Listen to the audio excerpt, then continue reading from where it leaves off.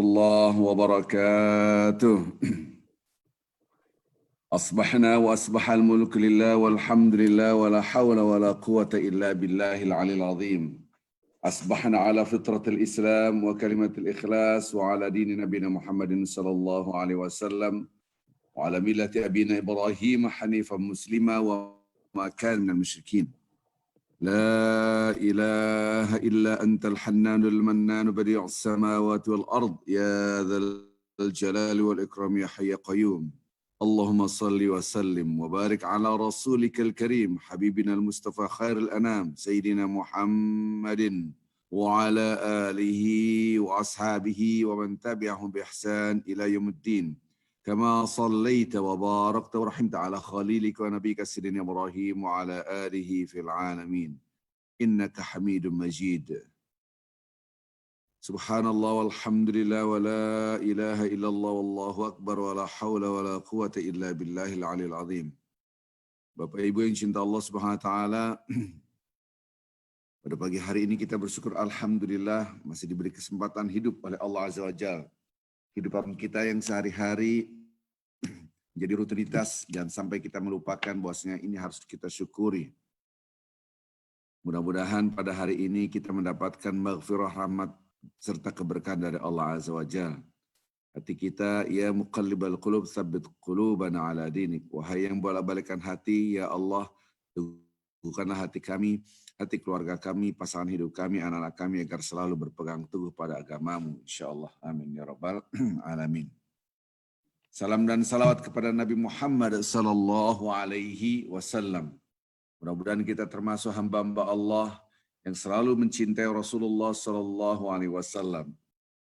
Mudah-mudahan kita termasuk hamba-hamba Allah yang selalu mengikuti sunnah-sunnah Rasulullah sallallahu alaihi wasallam. Bapak Ibu yang cinta Allah Subhanahu wa taala, pada hari ini yaitu hari Sabtu, sebagaimana biasa kita membaca hadis-hadis Rasulullah sallallahu alaihi wasallam yang disusun oleh Imam Syahid Hasan Al-Banna, yaitu dalam Ma'thurat. Marilah kita mukaddimahi, kita niatkan apa yang kita baca untuk agar kita, keluarga kita, anak-anak kita menjadi hamba-hamba Allah yang dicintai oleh Allah. Niatkan pula ini tentu buat orang tua kita, keluarga kita yang telah wafat. Jadikanlah amal ini buat mereka, mudah-mudahan menjadi meringankan mereka dalam alam kubur mereka. Amin ya Rabbal Alamin. Bapak Ibu yang cinta Allah Subhanahu wa taala, marilah kita mulai membaca Ma'surat pagi ini sebagaimana biasa kegiatan Al-Hikmah, membaca Al-Ma'surat yang dulu sebelum lockdown selalu dibaca oleh Pak Haji Almarhum. Sama-sama kita membaca. A'udzu billahi as-sami'il 'alim minasyaitonir rajim. Bismillahirrahmanirrahim. Alhamdulillahi rabbil alamin. Ar-Rahmanir Rahim.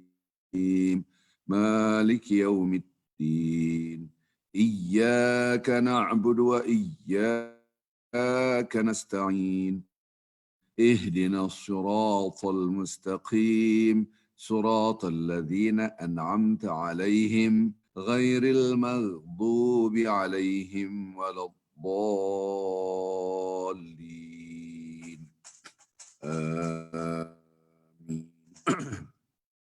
ألف لام ميم ذلك الكتاب لا ريب فيه هدى للمتقين الذين يؤمنون بالغيب ويقيمون الصلاة ومما رزقناهم ينفقون والذين يؤمنون بما أنزل إليك وما أنزل من قبلك وبالآخرة هم يوقنون أولئك على هدى من ربهم وأولئك هم المفلحون الله لا إله إلا هو الحي القيوم لا تأخذه سنة ولا نوم له ما في السماوات وما في الأرض ما ذا الذي يشفع عنده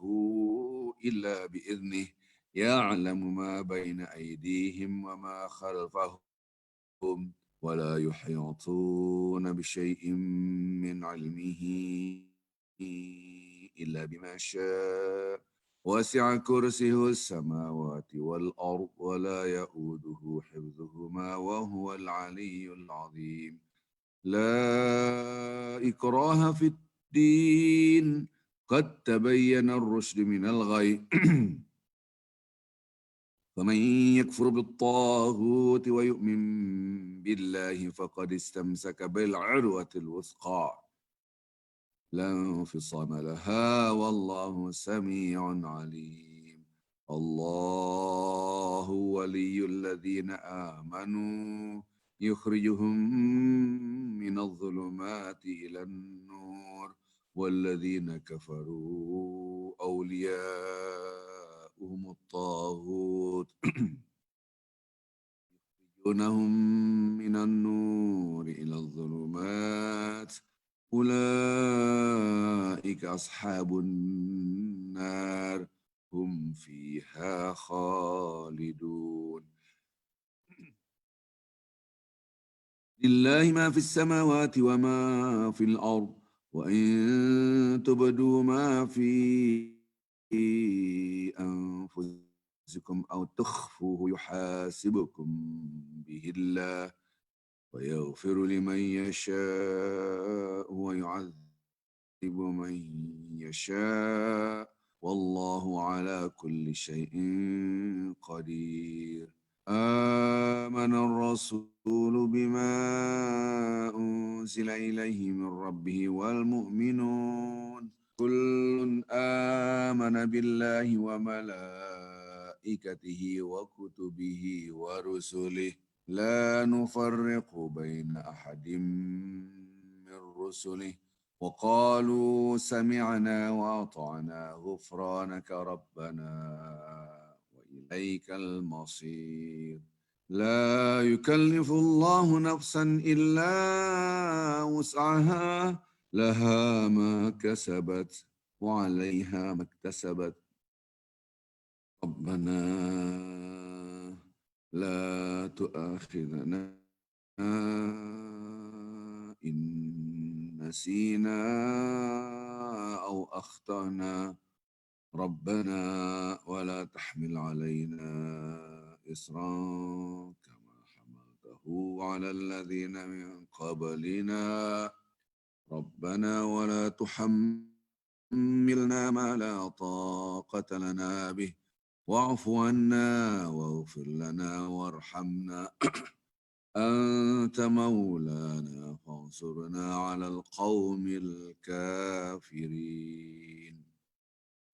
بسم الله الرحمن الرحيم قل هو الله أحد الله الصمد لم يلد ولم يولد ولم يكن له كفوا أحد بسم الله الرحمن الرحيم قل هو الله أحد الله الصمد لم يلد ولم يولد ولم يكن له كفوا أحد بسم الله الرحمن الرحيم قل هو الله أحد الله الصمد لم يلد ولم يولد ولم يكن له كفوا أحد بسم الله الرحمن الرحيم قل أعوذ برب الفلق من شر ما خلق ومن شر غاسق إذا وقب ومن شر النفاثات في العقد ومن شر حاسد إذا حسد بسم الله الرحمن الرحيم قل أعوذ برب الفلق من شر ما خلق ومن شر غاسق إذا وقب ومن شر النفاثات في العقد ومن شر حاسد إذا حسد بسم الله الرحمن الرحيم قل أعوذ برب الفلق من شر ما خلق ومن شر غاسق إذا وقب ومن شر النفاثات في العقد ومن شر حاسد إذا حسد بسم الله الرحمن الرحيم قل أعوذ برب الفلق من شر ما خلق ومن شر غاسق إذا وقب ومن شر النفاثات في العقد ومن شر حاسد إذا حسد بسم الله الرحمن الرحيم قل أعوذ برب الناس ملك الناس إله الناس من شر الوسواس الخناس الذي يوسوس في صدور الناس من الجنة والناس بسم الله الرحمن الرحيم قل أعوذ برب الناس ملك الناس إله الناس من شر الوسواس الخناس الذي يوسوس في صدور الناس من الجنة والناس بسم الله الرحمن الرحيم قل أعوذ برب الناس ملك الناس إله الناس من شر الوسواس الخناس الذي يوسوس في صدور الناس من الجنة والناس أصبحنا وأصبح الملك لله والحمد لله لا شريك له لا إله إلا هو إليه النشور على فطرة الإسلام وكلمة الإخلاص وعلى دين نبينا محمد صلى الله عليه وسلم وعلى ملة أبينا إبراهيم حنيفا وما كان من المشركين اللهم إني أصبحت منك في نعمة وعافية وستر فأتم علي نعمتك وعافيتك وسترك في الدنيا والآخرة اللهم ما أصبح بي من نعمة أو بأحد من خلقك فمنك وحدك لا شريك لك فلك الحمد ولك الشكر يا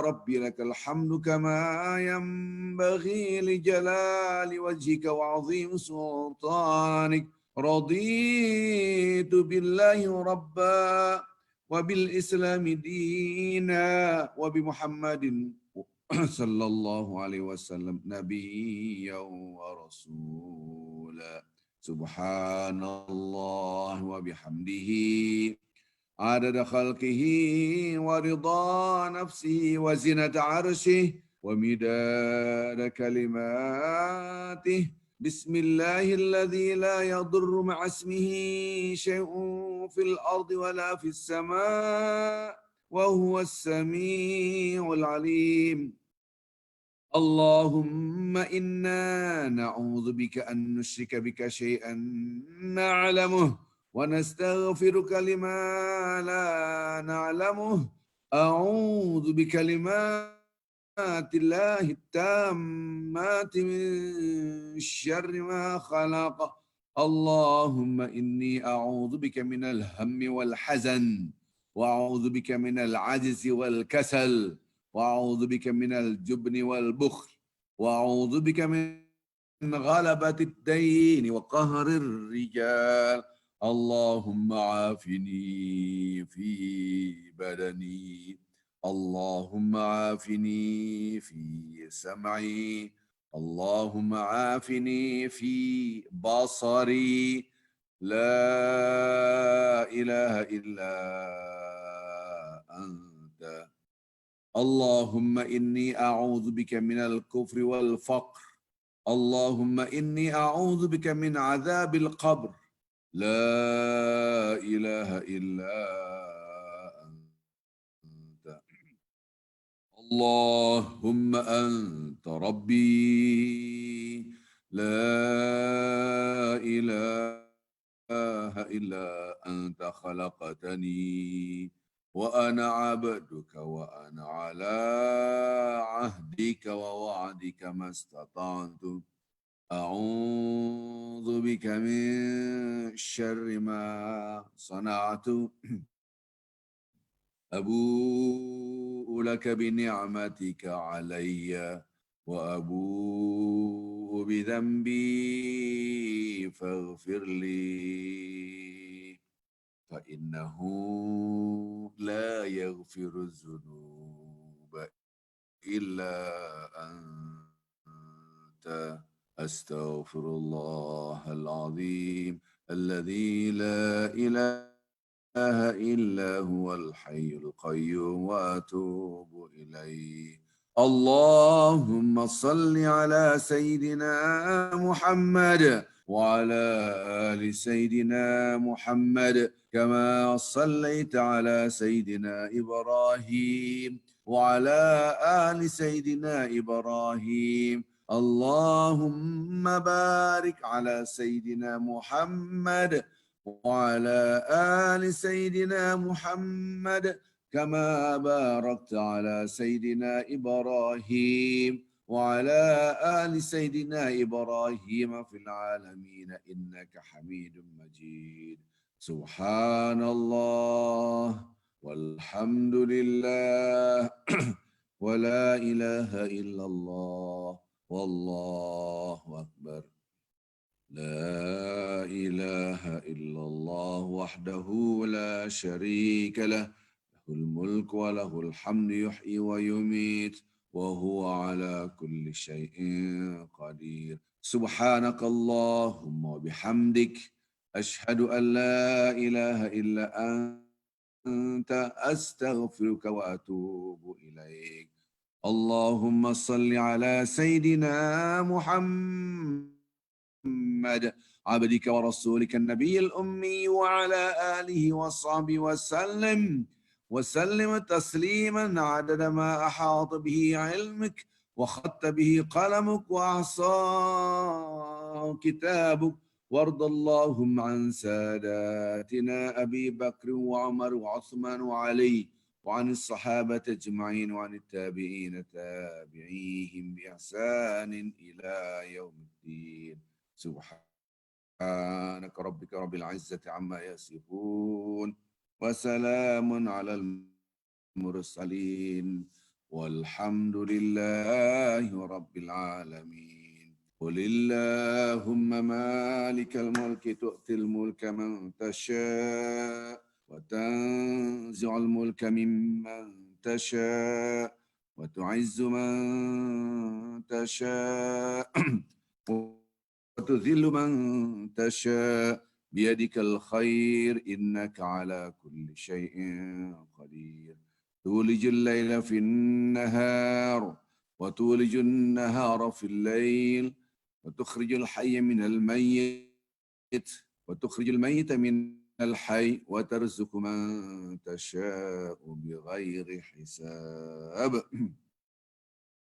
اللهم إنك تعلم أن هذه القلوب قد اجتمعت على محبتك والتقت على طاعتك وتوحدت على دعوتك وتعاهدت على نصرة شريعتك. ووثق الله رابطتها وأدم ودها واهدها سبلها واملأها بنورك الذي لا يخبو واشرح صدورها بفيض الإيمان بك وجميل التوكل عليك واحيها بمعرفتك وأمتها على الشهادة في سبيلك إنك نعم المولى ونعم النصير.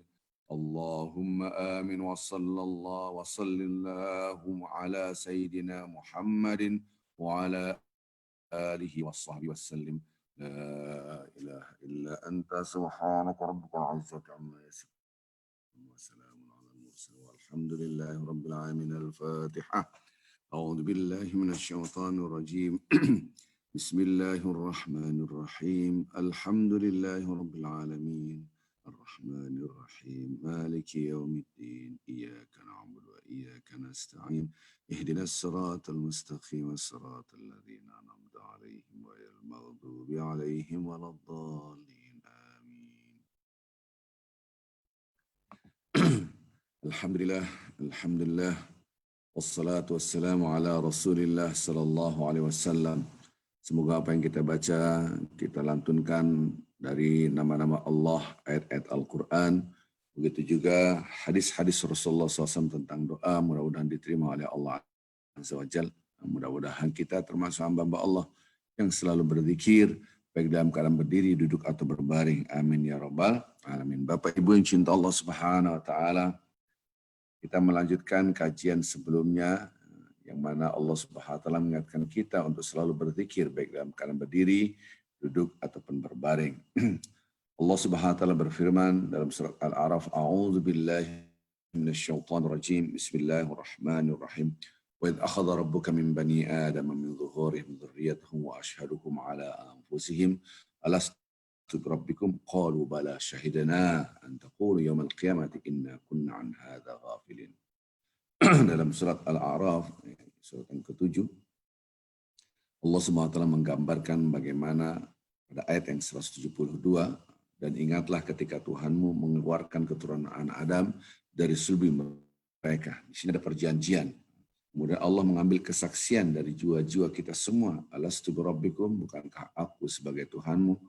Mereka menjawab, kita semua menjawab, qalu bala syahidana. Dan kita mengatakan, benar ya Allah, engkau sebagai Tuhan kami. Akan tetapi yang sangat disesalkan nanti pada hari kiamat, banyak orang mengatakan, kita lupa inna kunna an hadza ghafilin. Bapak Ibu yang cinta Allah Subhanahu wa taala, di sini menunjukkan qalu bala syahidana, kami bersaksi. Allah kemarin ayat-ayat Al-Quran yang sudah kita kupas adalah yang kita kupas tentang bagaimana kita mengerti tentang berzikir. Alladzina yadhkuruna Allah qiyaman wa qu'udan wa ala junubihim. Orang-orang yang selalu berzikir, mengingat Allah, baik dalam keadaan berdiri, duduk, atau berbaring. Dalam surat Al-A'raf, kita mulai kajian awal-awal dulu ya tentang La ilaha illallah. Tidak ada Tuhan yang kita agungkan, yang kita besarkan selain Allah. Maka kita bahas yang sebelumnya ada Tauhid Rububiyah, Tauhid Uluhiyah. Ini sangat fundamental buat diri kita. Bapak Ibu yang cinta Allah SWT, dalam surah Al-A'raf tadi, surat yang ke-7, ayat 172. Kita akan share.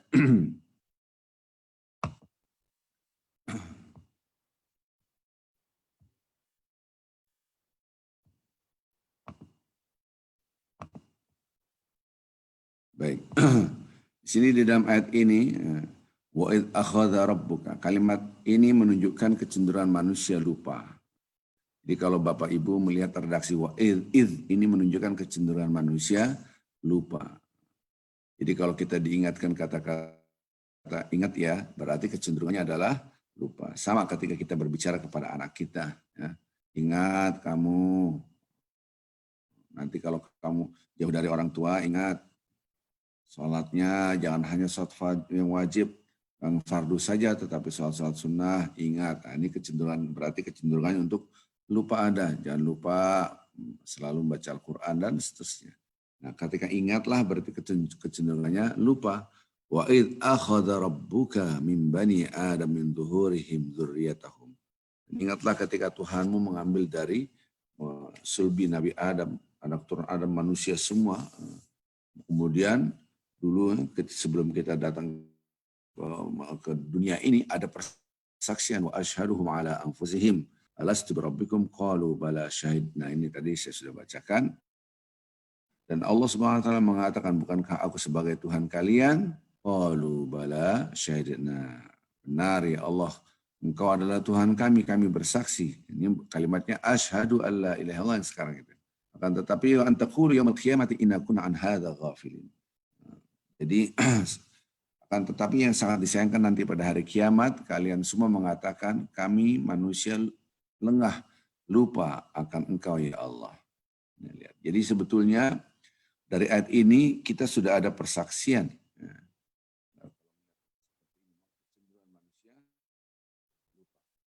Bahwa di situ ada persaksian. Di dalam kehidupan kita, Bapak-Bapak, Ibu yang cinta Allah SWT, Allah SWT menciptakan kita sebagai keturunan Adam. Kita ini adalah keturunan Nabi Adam. Terus sampai nanti cucu-cucu kita seluruh manusia disebut dengan Bani Adam, anak keturunan Nabi Adam. Di situ ada persaksian. Hai seluruh manusia, bukankah aku sebagai Tuhan kalian? Allah SWT mengatakan persaksian. Nah, kata-kata persaksian inilah kita sudah mengerti yang sudah kita ucapkan asyhadu. Ini persaksian.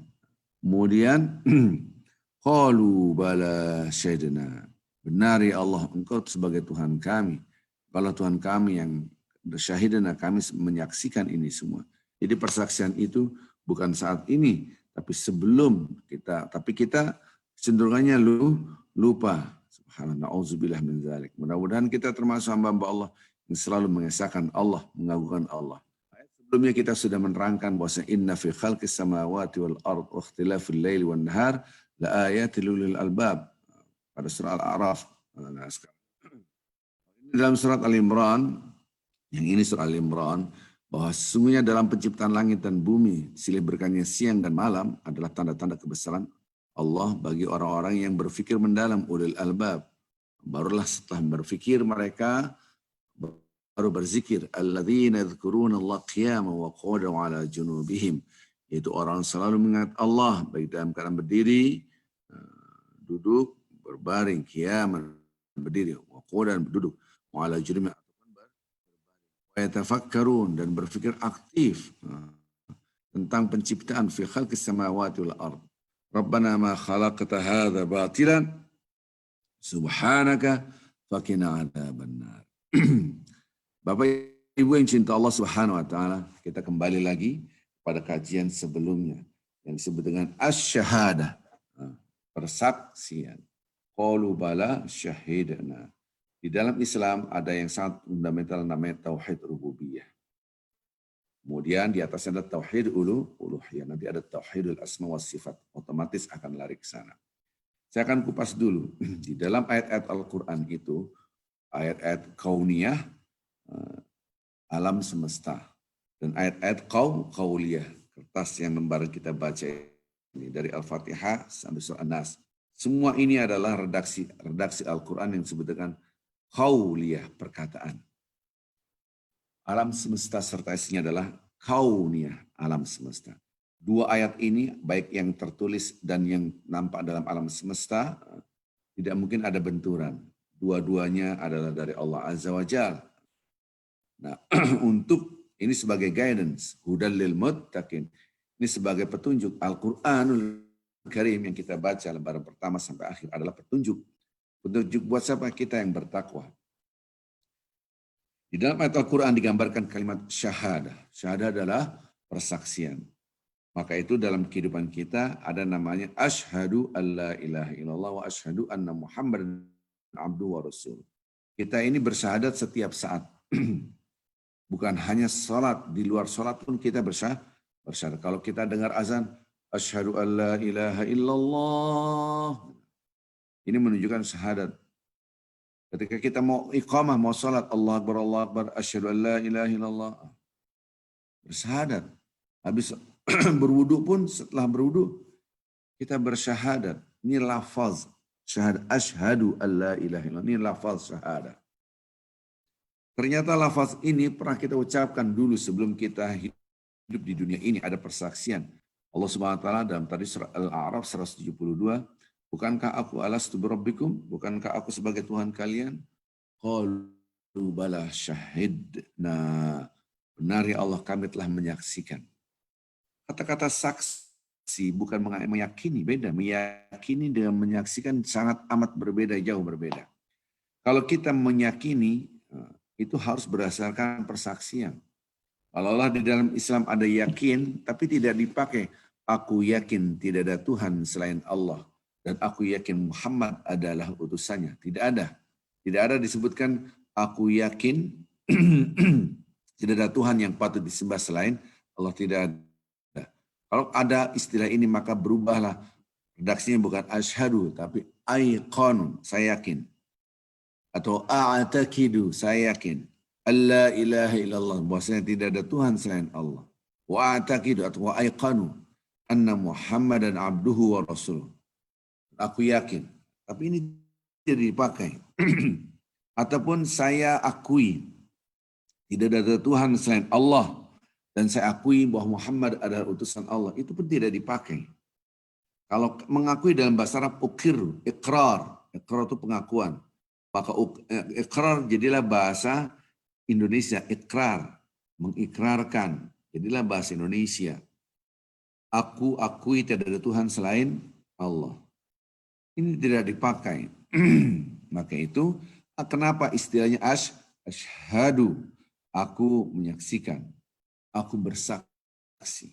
Ini adalah kalau kita tidak memahami ini sangat-sangat rugi. Ya. Baru kita kenapa di dalam Islam itu ada istilah asyhadu. Ini kaitannya dengan diri kita.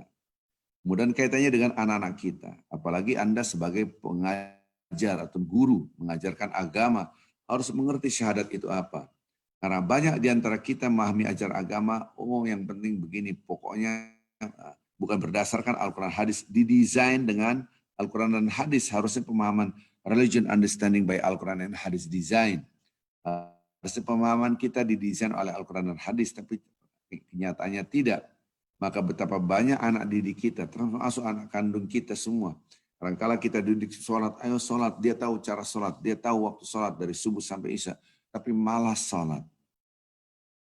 Ya, kita sudah berusaha untuk memasukkan anak-anak kita ke sekolah Islam, tapi tetap malas sholatnya.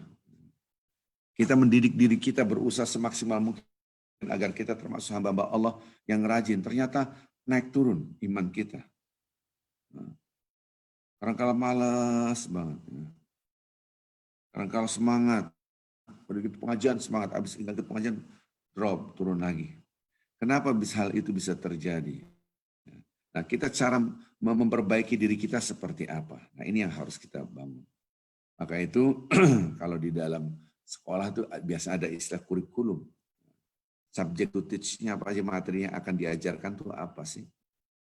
Disusun sedemikian rupa. Tapi yang terpenting juga adalah bagaimana cara mengajarkannya. How to teach-nya itu lebih penting daripada subject to teach. Gitu. Cara mengajarkannya itu lebih penting daripada materi yang akan diajarkan. Itu penting. Kita tahu tentang ayat-ayat Al-Quran, bagaimana hadis-hadis Rasulullah SAW, bagaimana keutamaan Al-Quranul Karim. Wih, dahsyatnya membaca Al-Quran. Tapi tetap malas banyak. Kita kumpul lah di Masjid Al-Hikmah ini ada satu di school. Materinya kita, apalagi untuk youth program. Tapi setelah itu biasalah lagi. Seakan-akan anak ini tidak ada perubahan. Sudah ikut Saturday School, keluar tidak ada perubahan. Sekian tahun. Nah, karena apa? Materi sudah bagus, tapi how to teach-nya adalah tidak tepat. Karena tidak mengerti kerangka bagaimana dia digambarkan oleh Al-Quran. Yang disebut dengan Tauhid Rububiyah. Tauhid Rububiyah kita tanamkan akidah dulu. Dengan apa? Dengan konsep syahadah. Istilah ini harus kita kaji. Bapak Ibu yang cinta Allah Subhanahu wa taala, coba kita lihat pertama kali kalimatnya asyhadu. Ini personil. Bukan nasyhadu, bukan kami, tapi asyhadu ini personil pribadi. Aku bersaksi. Kenapa istilah persaksian? Karena persaksian itu bentuknya langsung kita rasakan. Mata kita melihat langsung. Ataupun seandainya manusia yang tidak punya mata karena buta, dia merasakan langsung ada tanda kebesaran Allah, merasakan, dan ini yang disebut dengan persaksian.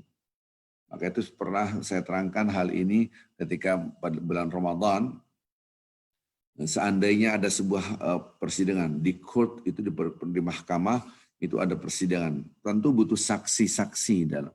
Seandainya di sini ada pembunuhan, setelah ada pembunuhan, hakim membutuhkan saksi. Wahai saksi, kamu lihat ini, apakah mereka ini pembunuhnya? Tiba-tiba saksi mengatakan, saya yakin mereka pembunuhnya. Kamu ini ngelihat nggak? Enggak, tapi dari tampang mereka pembunuh. Enggak diterima. Subhanallah.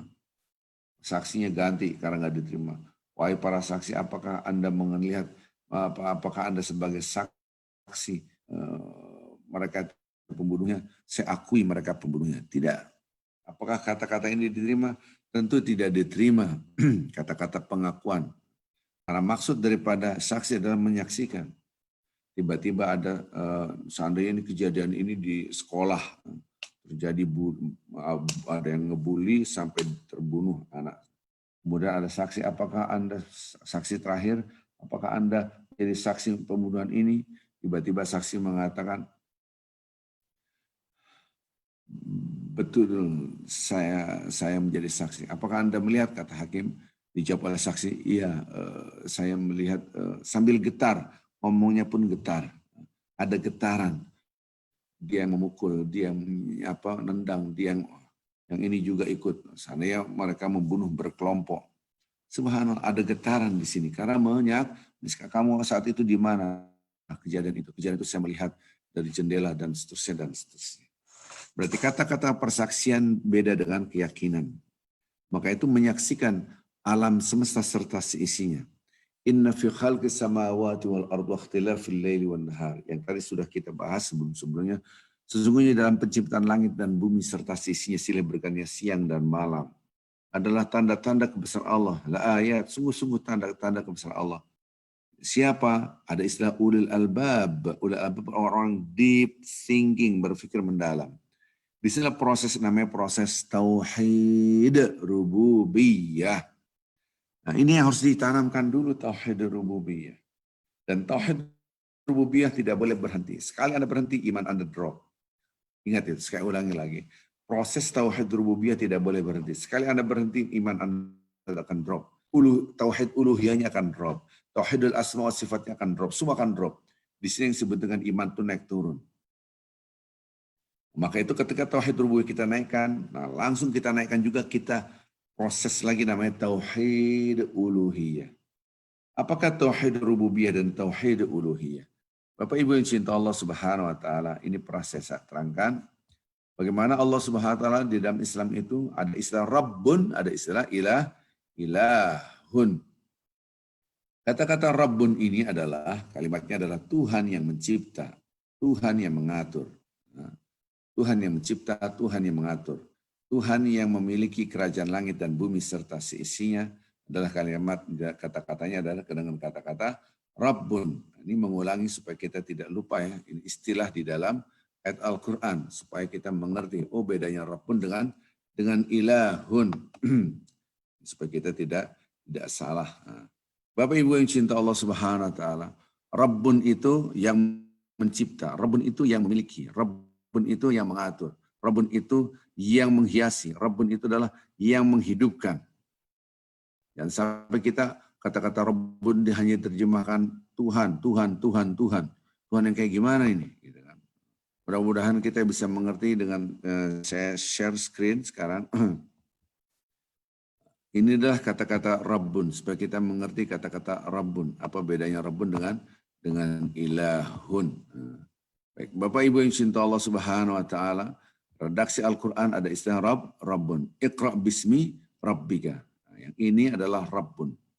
Tauhid rububiyah dari kalimat Rabbun. Rububiyah dari kata-kata Rabbun. Yang mencipta, yang memiliki, yang mengatur, yang menata. Apa maksudnya? Alam semesta. Yang mencipta alam semesta, yang memiliki alam semesta, yang mengatur alam semesta, yang menata alam semesta. Ini semua yang kaitannya dengan alam semesta adalah Tuhan, tentu Tuhan. Nah di sini akan disebut dengan asyhadu. Aku bersaksi asyhadu. Mata kita melihat alam semesta yang mencipta langit dan bumi serta isinya adalah Allah. Asyhadu, aku menyaksikan. Ini yang harus kita olah terus. Maka banyak sekali, amat sangat banyak sekali perintah Allah yang kita lecehkan, yang kita hiraukan, yang kita lupakan. Itulah tadi disebutkan kami lupa, lalai. Ini tauhid rububiyah maksudnya adalah bagaimana kita melihat alam semesta serta isinya yang mencipta satu, yang memiliki satu, yang mengatur satu, tauhid itu satu. Wahada yuwahidu, ini pernah saya terangkan, yang menghiasi satu, yang menghidupkan satu, yang melihara satu, yang mematikan satu, itu satu, tauhid, wahid. Beda dengan ilahun. Ilahun itu alam semestanya sudah hilang. Jadi la ilaha, tidak ada yang disembah yang patut disembah illallah kecuali Allah. La ilaha, tidak ada yang patut dikultuskan, disucikan illallah kecuali Allah. La ilaha, tidak ada yang patut disucikan illallah kecuali Allah. La ilaha, tidak ada yang berhak diagungkan illallah kecuali Allah. La ilaha, tidak ada yang patut disebesarkan illallah kecuali Allah. Maka ilahun adalah Tuhan yang disembah, Tuhan yang dikultuskan, Tuhan yang disucikan, yang diagungkan, dibesarkan dan seterusnya. Ini ilahun. Ini adalah rasa baru kita tunduk pada Allah. Salat ini sudah masuk level tauhid uluhiyah. Jadi gambarnya adalah syahadat ini adalah alam semesta serta isinya yang bulat ini adalah alam semesta, yang lingkaran besar ini adalah alam semesta serta seisinya. Kita melihat dengan mata kita rasakan itu nanti. Kita lihat ini pasti ada yang mencipta. Ini pasti ada yang memiliki, ini pasti ada yang mengatur dan kita sudah bahas ini. Wa kadzalika nuri Ibrahim malakutus samawati wal ardi liyakuna minal muqinin. Dan demikianlah kami perlihatkan kepada Nabi Ibrahim kerajaan langit dan bumi serta seisi. Ini mengenal Allah melalui alam semesta, namanya tauhid rububiyah. Ini disebut dengan syahadat, aku bersaksi. Maksudnya apa? Membaca, menganalisa, iqra. Maka itu kitab suci kita adalah bacaan, Quran, bacaan. Umat Islam harusnya umat yang membaca. Membaca apa maksudnya? Membaca alam semesta. Tauhid maksudnya apa? Mengembalikan kepada satu. Itu namanya tauhid. Berarti satu, yang mencipta hanya satu. Yang memiliki hanya Allah. Satu. Yang mengatur hanya satu. Yang menata hanya satu. Yang menghiasi alam semesta serta isinya adalah satu. Yang menghidupkan alam semesta serta isinya adalah satu. Yang memelihara alam semesta serta isinya adalah satu. Ini namanya tauhid. Tauhid rububiyah adalah yang mencipta mesti satu. Ini yang harus kita asah. Ini yang harus kita. Kalau berhenti sampai di sini, setan pun, iblis pun mengatakan tauhid rububiyah.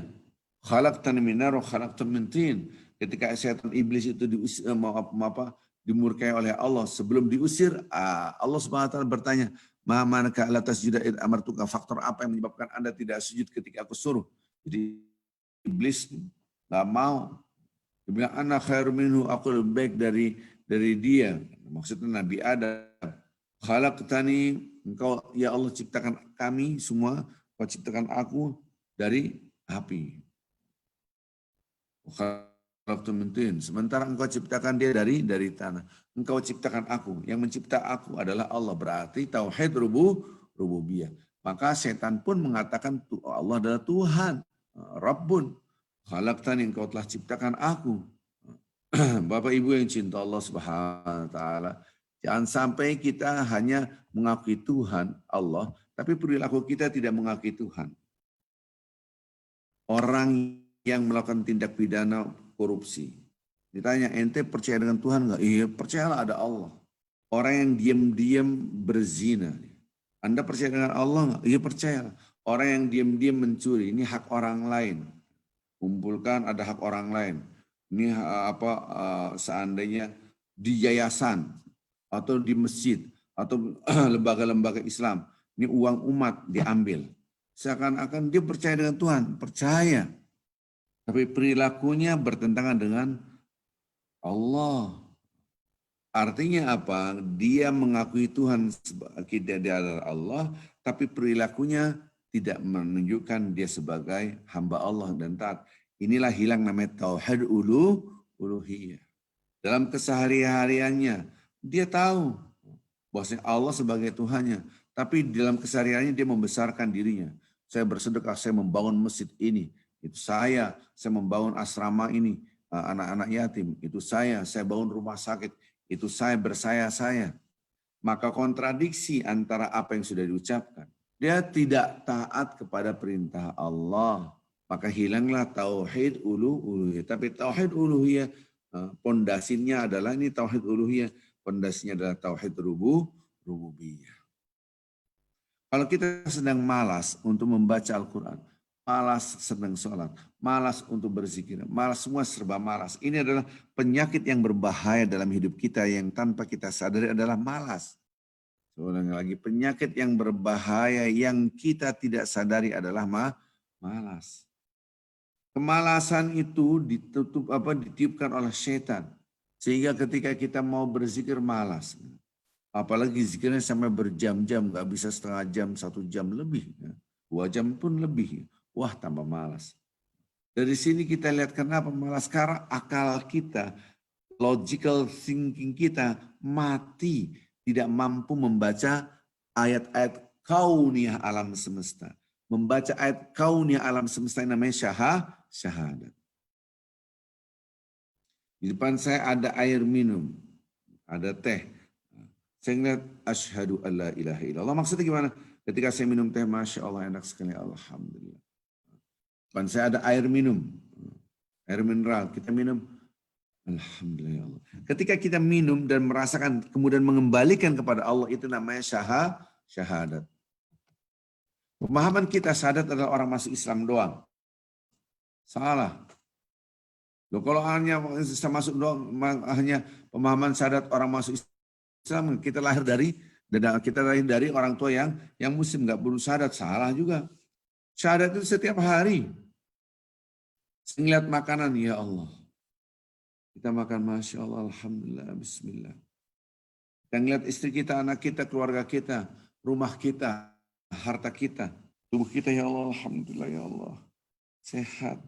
Wa fi anfusikum afala tubsirun.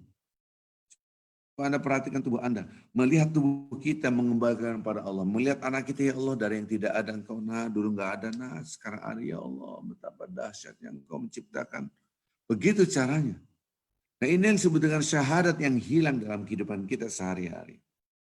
Apalagi di Amerika ini, bagaimana cara mendidik anak kita, agama kita. Tauhid rububiyahnya dulu. Kalau enggak, dia ngeliat Quran hanya kitab suci biasa saja. Nah, kemarin khutbah Jumat di sini, kebetulan saya khotibnya, kerangka berpikir kita ada yang salah dalam melihat perintah Allah. Ini materi khutbah Jumat kemarin, ya, saya share di sini. Ketika ada perintah-perintah Allah kepada kita semua, ada kesan di dalam pikiran kita tanpa kita sadari.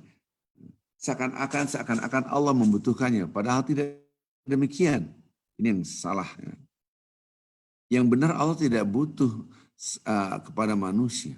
Maksudnya gimana? Lihat redaksinya. Wasta'inu bis-sabri was-salah. Wasta'inu itu minta tolong kepada Allah melalui salat dan sabar. Jadi salat itu kita yang butuh, kita yang minta. Saya keluar dari sini. Dalam kehidupan kita sehari-hari, selama dari lahir sampai sekarang, kehidupan kita sehari-hari, sumber instruksi dialah yang membutuhkan.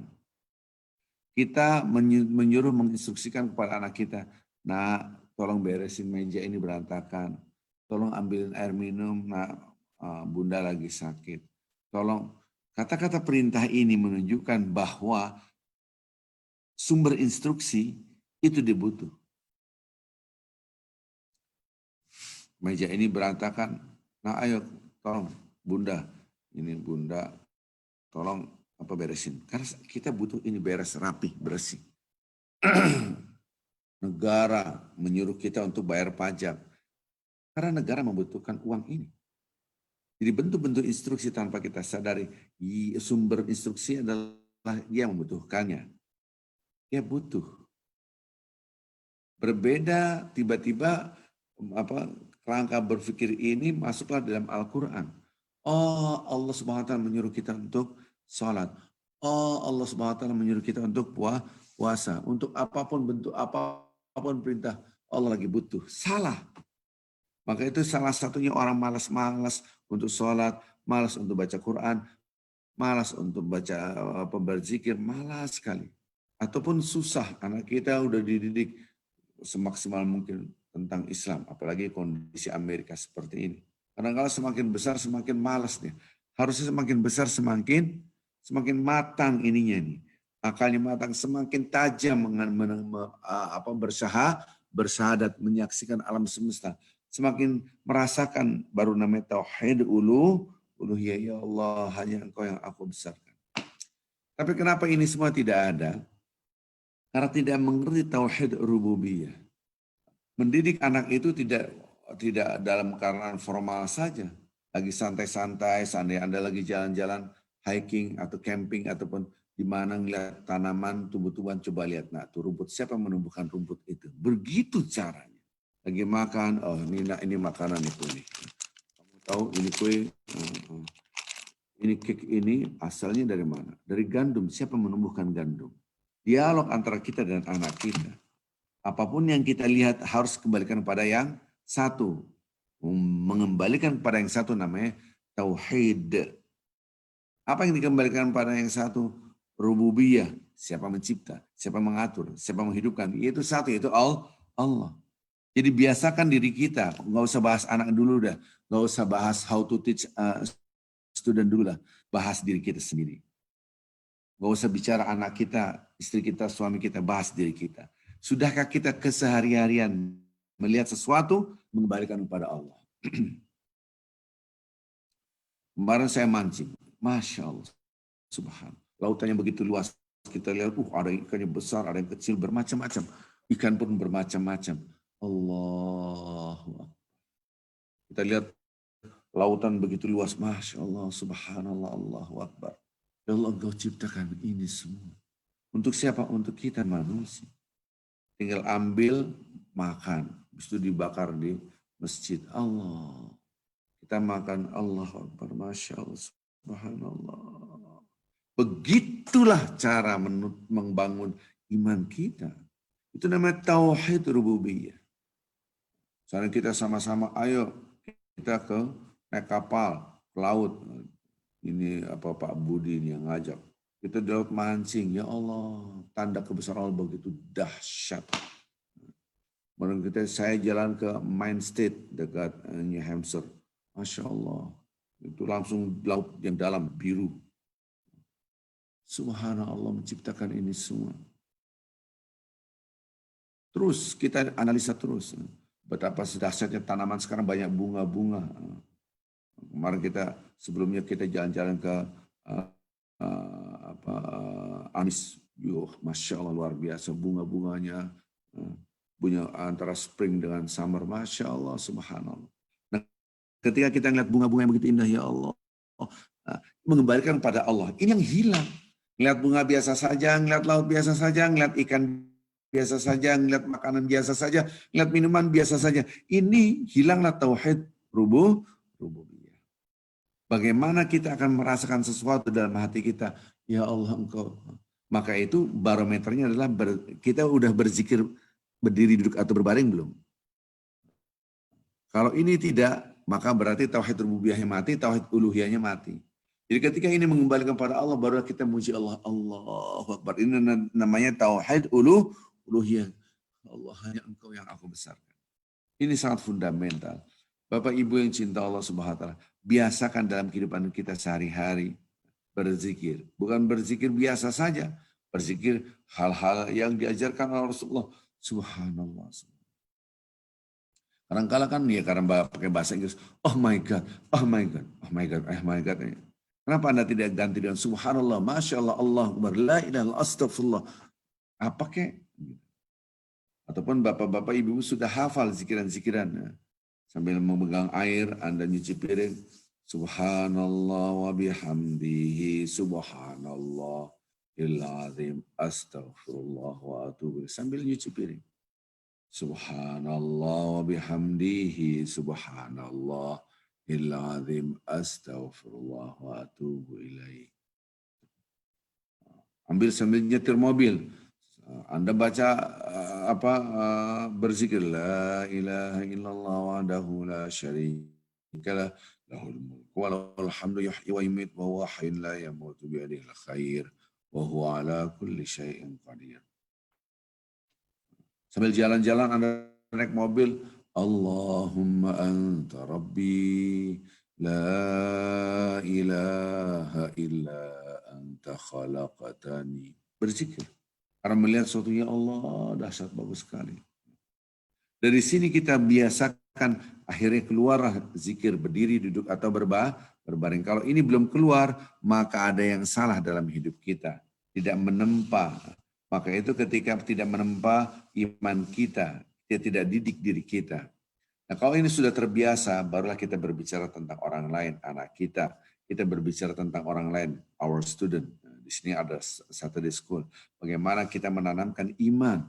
Jangan hanya Anda mengajar, oke, anak-anak, Allah yang mencipta ya, Allah yang begini-gini, ayo kita sholat. Sholat itu begini-gini. Ingat Rasulullah mengajarkan gitu. Gak cukup. Bahasa yang lain gak gigit, gak nendang gitu. Anda harus mengembalikan logika berpikirnya harus diasah. Maka itu orang-orang digiring dan neraka, bukankah kenapa engkau tidak berpikir afala tatafakkarun, afala tatadabbarun, dan seterusnya.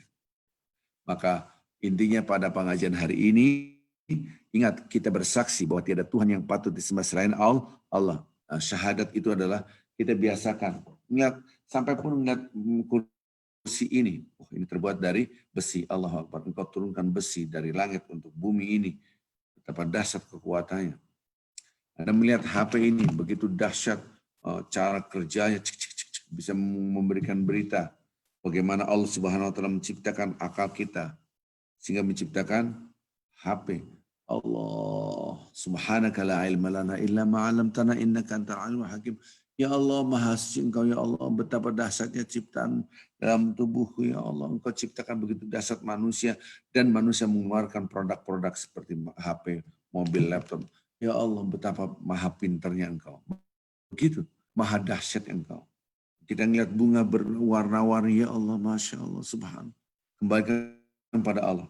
Ini semua adalah ciptaan Allah, tanda kebesaran Allah. Ini harus ditempa.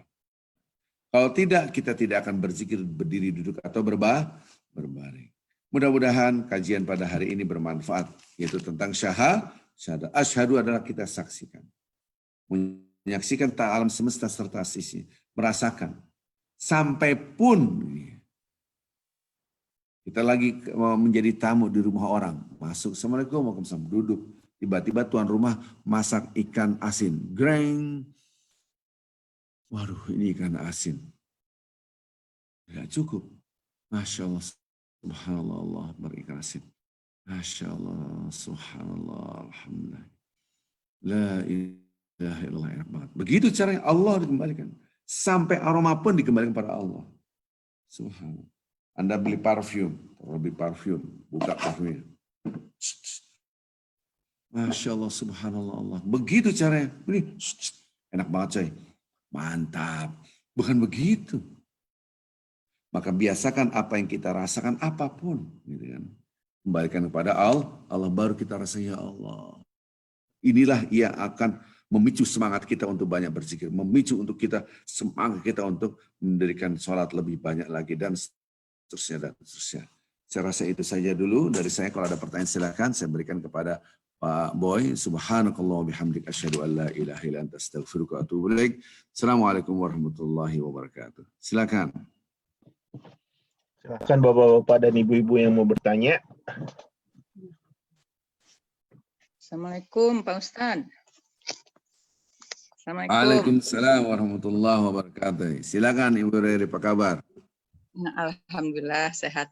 Pak Ustadz, ini mau bertanya tapi mungkin bukan yang itu, cuman saya masih penasaran kalau berceramah itu ya beberapa ceramah lah saya ada perbedaan antara Ustadz gitu ya. Ini mengenai dosa. Ada yang berpendapat dosa itu kita dosa mungkin dosa sedikit apalah istilahnya tuh nanti kita masuk neraka, tapi karena ada iman nanti terus sudah tersuci istilahnya gitu, terus nanti masuk diangkat masuk surga. Ada dia ngasih dalil bla bla bla gitu. Kemudian ada juga berpendapat sesuai ada di Al-Qur'an, yang sudah dosa ya dosa selamanya, tidak bisa diangkat gitu kan. Hanya membedakannya itu mungkin kalau kafir atau syirik itu dosa di neraka 1, lantai di neraka tingkat 2 gitu. Itu menurut Pak Ustadz bagaimana? Satu itu. Pertanyaan kedua, ini saya pernah dengar itu yang sholat syuruk itu kan sesudah sholat subuh, terus sebelum duha itu ini sedikit kita sholat syuruk. Tapi ada berpendapat bahwa sholat syuruk ya itu sama dengan awal dari sholat duha. Itu bagaimana? Terima kasih. Semuanya benar Ibu. Dengan dalil semua tuh. Termasuk yang sholat syuruknya semua juga benar karena beda pendapat, padahal sama aja diri juga. Ini satu-satu tentang dosa. Ya. Ustadz itu tidak kontradiktif. Karena dua ustadz itu semua pakai dalil. Loh, kita ngambil pertama pemahaman, yang penting udah berdosa kecil, dosa besar, kalau sudah kita beriman, hapus dosanya. Nah, tidak demikian. Loh, kalau kayak gitu, yang penting la ilaha illallah masuk surga. Iya betul, dalilnya bla bla bla bla, ada dalilnya.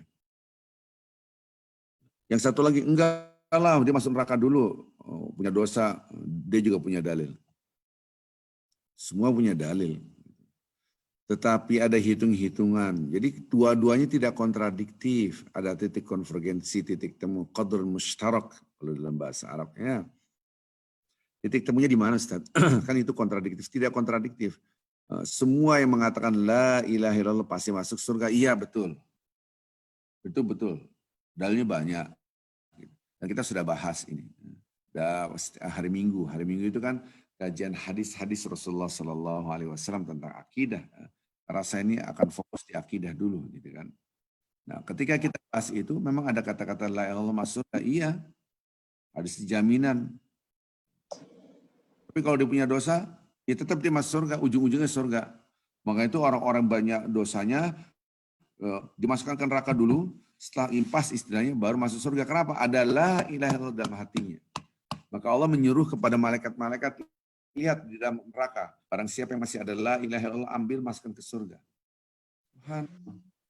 Berarti ketika orang itu, lo kalau nggak penting dia berbuat maksiat satu, maksiat itu bebas lah, kan kita ada la ilaha masuk. Ujung-ujungnya masuk surga juga. Tenang aja lah. Oh, saya pikirin. Maksiat aja, yang penting la ilaha illallah. Oh, tidak sedemikian. Kalau gitu ngapain adanya aturan orang Islam harus begini, buat apa? Nah, kontradiktif. Gitu. Semua kita ambil. Maka itu pendekatan tidak boleh parsial dari awal. Ini ada dalil. Lihat nih dalilnya. Ini dalil. Ini lihat nih dalilnya. Enggak begitu. Caranya gimana? Semua dalil ambil secara integral. Ini sudah ulang-ulang setiap saat. Semua dalil diambil, semuanya dalil diambil. Dilihat, oh tidak kontradiktif. Ini dalil bid'ah nih. Ini bid'ah. Haram. Lalu nggak boleh lihat yang dalil yang lain. Semua diambil. Oh berarti pemahaman. Nah ini secara utuh, pemahaman secara utuh. Nah dosa itu, Bapak-Bapak Ibu yang cinta Allah SWT, ada hitung-hitungannya. Nanti apabila dosanya jauh lebih sedikit, pahalanya lebih besar, man sabat mawazinu ternyata pahalanya. Nah, ini yang menghapuskan dosa-dosa itu. Menghapuskan maksudnya adalah bukan catatannya dihapus, tapi punishment-nya yang dihapus. Punishment-nya. Maka itu disebut dengan astagfirullah, ampuni. Mengampunkan dosa itu adalah Allah mengampuni dosa kita, bukan dosanya dihapus, dijilid. Ada tulisan kayak di whiteboard, tulis habis itu dijilid, diilangin. Enggak. Catatannya tetap ada, tapi yang dihilangkan adalah hukumannya. Kita ibadah, alhamdulillah, pahala kita banyak, dosanya sedikit. Nah, dosanya sedikit itu dihapuskan, diampuni. Maksud dihapuskan apa? Punishment-nya, hukumannya, sanksinya, kesengsaraannya gitu. Maka dimasukkan ke surga. Loh, kalau dia ternyata pahalanya lebih sedikit, sementara dosanya banyak, ya dia mendapatkan punishment, selesaikan dulu. Kalau enggak adil. Di situ jadi dua-duanya benar, gitu. Dilihat konteksnya gitu. Kalau orang itu bertaubat gimana taubatnya diterima? Udah, maka kita selalu bertaubat astagfirullah, nanti ujungnya wa atubu. Astagfirullah itu aku minta ampunan, ujungnya wa atubu aku bertaubat. Astagfirullahaladzim alladzi la ilaha illa huwal hayyul qayyum wa atubu ilaih. Ada dua kata-kata verb, kata-kata kerja. Verb pertama, aku minta ampunan. Yang kedua, aku kembali.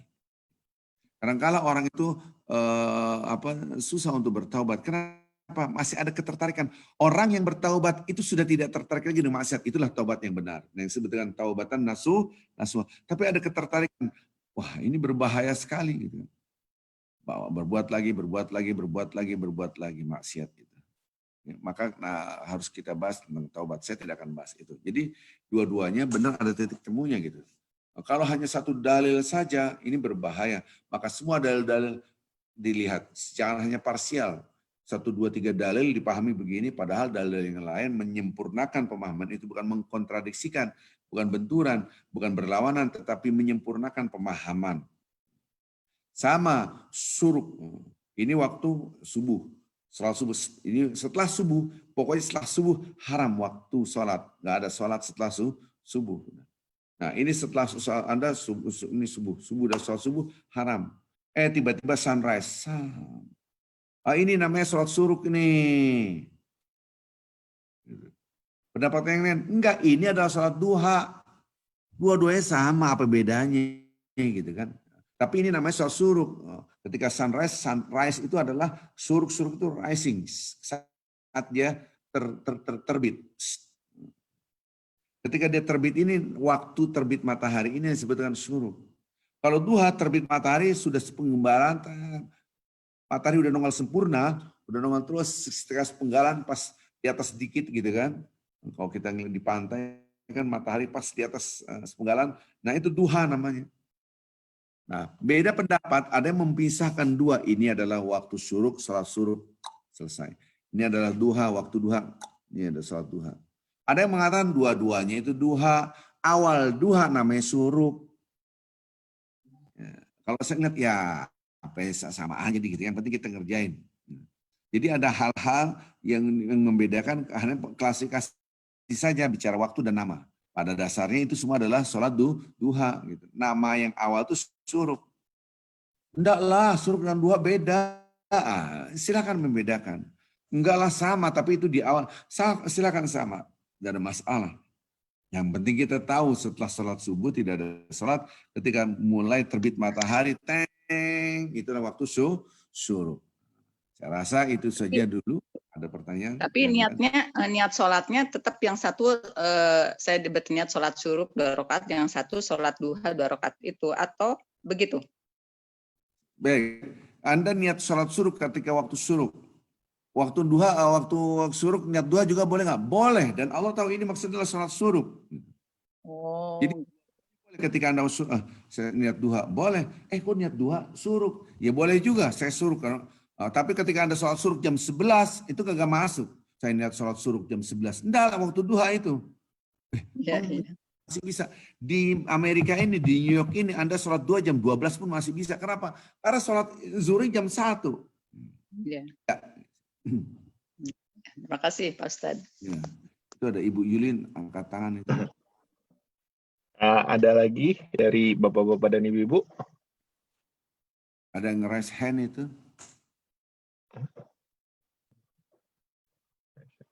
Nah, ada Pak. Oh, ada yang raise hand, Kalau nggak ada boleh saya Ustadz. Dari New Jersey Ustadz. Nyambung sholat itu tadi Ustadz. Di tempat saya ini sholat Jumat itu yang 2 atau 3 minggu kemarin itu sampai 4 kali Ustadz. Dan yang kemarin itu tinggal 3 kali. Yang menjadi pertanyaan saya itu ini Ustadz, apa? Yang pertama itu dimulai dari jam 12, artinya sampai selesai itu sholat waktu duhur itu belum nyampe Ustadz. Tapi udah selesai sholat Jumatnya. Saya agak ragu, terus saya cari-cari, memang ada kalau nggak salah dari Imam Hambali memang membolehkan untuk itu. Tetapi seperti Imam Syafi'i, Hanafi, dan Maliki, tiga-tiganya itu menentang, tidak membolehkan. Nah, pertanyaan saya Ustadz ya, yang kedua dan ketiga, yang kedua terutama, yaitu jam 1 sampai jam 3, itu tuh penuh sekali Ustadz, penuh sekali. Nah, pertanyaan saya Ustadz, meskipun Hambali ini itu tuh nggak banyak memang yang mengikuti, sekitar 50-an lebih lah. Nah, kalau saya tetap mengikuti yang pertama itu, yang Hambali itu, dengan asumsi bahwa yang kedua atau yang ketiga, yang ketiga saya harus kerja. Kalau yang kedua itu terlalu banyak memang. Terus saya memberi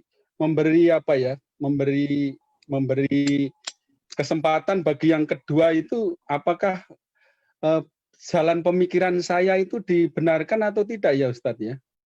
Terima kasih. Assalamualaikum. Itu ya, sekali lagi yang pertama itu belum masuk sholat waktu duhur Ustadz. Jam 12, kayak kemarin itu jam 12.30 ya, atau 12.40-an lah. Itu sudah selesai. Padahal waktu duhur masuknya itu jam 1. 1 sekian, 1.5 atau 1 berapa gitu. Sekali lagi setelah saya cari-cari memang ada Hambali membolehkan, dan saya juga yakin bahwa di masjid itu pasti ulama-ulama besar yang menentukan itu. Tapi bagi saya ini karena tiga Syafi'i, Hambali dan Maliki itu kurang tidak membenarkan yang masuk duhur, Ustaz. Tapi dalam hati saya itu kalau saya tetap aja mengikuti yang pertama, karena yang pertama tadi tidak terlalu banyak memang, dan juga lebih safe, lebih aman. Dan yang kedua itu memang crowded sekali, meskipun ya mesti ada jarak-jarak yang harus diatur di situ, Ustaz. Kalau saya niat saya juga memberi kesempatan mereka, atau saya juga mengikuti yang rame itu, Ustaz. Terima kasih. Assalamualaikum. Warahmatullahi wabarakatuh. Kalau sholat diulang-ulang, sholat Jumat dalam satu tempat itu boleh saja, gitu kan? Ya. Kan di Amerika, di Indonesia saya bikin di sekolah, saya kebetulan konsultan sekolah high school. Itu ada 3 sholat Jumatnya di situ, walaupun ada yang tentang, gitu kan? Tapi dibolehkan karena kebutuhan. Gitu. Sholat Jumat yang pertama, kemudian ada lagi nanti sholat yang Jumat kedua, sholat Jumat yang ketiga, gitu. Bergantung grade-nya. Karena anak-anak ini SMA keluarnya sekian, jam sekian. Kemudian anak-anak SD begini, SMP kita atur. Jadi diulang-ulang sholat Jumat yang nggak masalah. Jadi itu tidak ada masalah, selesai. Yeah. Tapi semua sholat ini harus sholat itu minana kitaban mauquta. Redaksi Al-Quran sholat itu sudah ditentukan waktunya. Yeah. Sholat tubah yang tertulis yang diwajibkan itu kitaban mauquta. Tertulis waktunya sudah jelas, gitu kan. Nah, mungkin melakukan sholat sebelum waktunya. Nah, ini maka itu saya tidak sepaham dengan orang yang sholat belum waktunya. Waktu sholat yang sudah masuk baru kita sholat. Ini redaksi Al-Quran. Bahwa sholat itu sesuai dengan waktu yang sudah ditentukan. Kalau belum waktunya, ya jelaslah. Terlepas dari ada pendapat ulama yang membolehkan, ya kalau Anda mengambil pendapat yang boleh kan silakan saja. Saya belum tahu, nanti saya coba lagi melihat. Setahu saya seluruh ulama sepakat bahwa sholat itu pada waktunya. Kan Imam Hambali mengatakan demikian. Nanti harus cross check karena takut. Ya, saya coba lihat di internet itu, Ustaz. Saya karena saya nggak percaya dengan internet saja, gitu kan. Saya harus membaca buku. Gitu. Karena nggak semua yang di internet itu benar. Kadang-kala dia mengutip, oh ya pas dicek di bukunya kutipannya salah, gitu kan. Iya, betul. Artinya karena ada orang hanya percaya pada internet, nah, padahal kata kutipannya belum tentu benar. Internet itu nggak semua di internet itu benar. Ya kita tahulah, berita pun belum tentu semua berita yang di internet itu benar. Kadang-kala benar, kadang-kala salah. Allah alam. Artinya apa? Kita harus cross check. Jangan sampai ini Imam Ibnu Hanbal mengatakan demikian. Padahal kalaupun Imam Ibnu Hanbal masih hidup, saya kagak ngomong gitu. Dari mana yang ngomong gitu? Di internet. Aneh kagak ngerti internet kan gitu. Berandai-andai. Harus ada bukunya, katanya halaman berapa, itu baru. Itu namanya dasar-dasar ilmiah. Karena setahu saya ijma ulama, sepakat seluruh ulama bahwasanya ini harus sesuai dengan waktunya, baru dia sholat. Gitu. Kalau belum waktunya dia sholat, itu bertentangan, kecuali dia niat qadha. Kalau diniatkan qadha, dibolehkan mengqadha. Gitu kan. Dalam konteks tertentu dia mengqadha sholat. Qadha adalah menjalankan ibadah di luar waktu. Itu poin. Jadi ibadah apapun harus sesuai dengan khusus salat fardu, harus sesuai dengan al-ada. Al-ada itu di dalam waktunya. Boleh di luar waktunya, boleh dalam konteks qadha. Tapi kalau kita lihat salat Jumat tadi, mau sampai 4 kali, 5 kali nggak ada masalah, asalkan semuanya adalah di dalam waktunya. Kemarin di sini ada tawaran Pak Ustadz Arifin di masjid ini, gimana kalau Jumatannya 2 kali. Saya sih ikut pengurus, apapun keputusan pengurus saya ikut. Karena saya tidak punya hak untuk menentukan manajemen masjid ini, saya serahkan pada pengurus. Saya disuruh khutbah 3 kali, 4 kali, nggak ada masalah. Yang penting frame-nya sesuai dengan syariat. Kecuali menurut saya nggak begini syariatnya, baru kita bahas. Gitu kan. Jadi kalau di Indonesia mungkin agak kaget orang Jumatan berkali-kali. Ya. Kalau di Amerika hal yang biasa. Allah alam. Ya, jazakallah khair, Ustaz. Terima kasih. Iya, ada lagi yang lain? Ustaz, saya mau nanya, Ustaz. Ya, Bu Yuli, silakan. Ya, barangkali bisa nggak Ustadz berikan tips supaya kita banyak zikirnya di luar sholat lah, ini kita ngomongnya di luar sholat. Kok kayaknya banyak lupanya ya Ustadz ya, gimana ya caranya ya supaya frekuensinya lebih sering lah gitu kira-kira. Terima kasih Ustaz. Saya ngambil yang atas dulu ya, nanti saya yang bawah ya. Yang atas itu yaitu bapak-bapak ibu yang rajin sholat. Bapak-bapak ibu yang atas itu yang rajin baca Quran. Dua, gitu kan.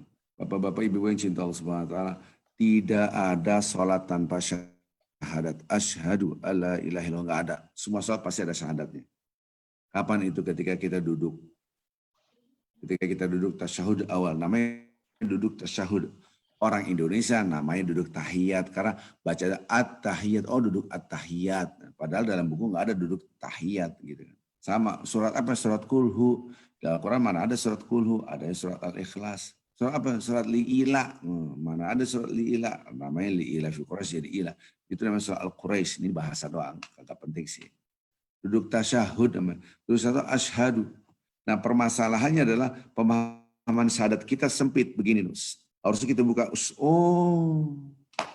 sehingga ketika kita diingatkan tasyahud itu adalah, iya saya harus melihat sesuatu itu kembali pada Allah. Syahadat tadi, konsep yang tadi saya terangkan, syahadat itu. Asyhadu an la ilaha illallah, oh iya. Asyhadu anna Muhammad abduhu, oh iya betul. Allahu Akbar, tadi ada syahadat. Asyhadu an la ilaha illallah.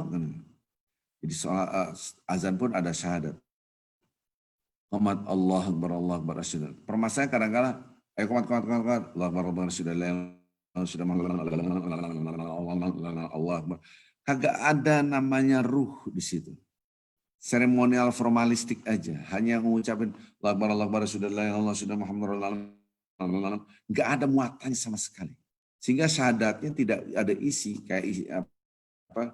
Kayak pepesan kosong, hanya daun pisangnya doang, isinya kagak ada gitu.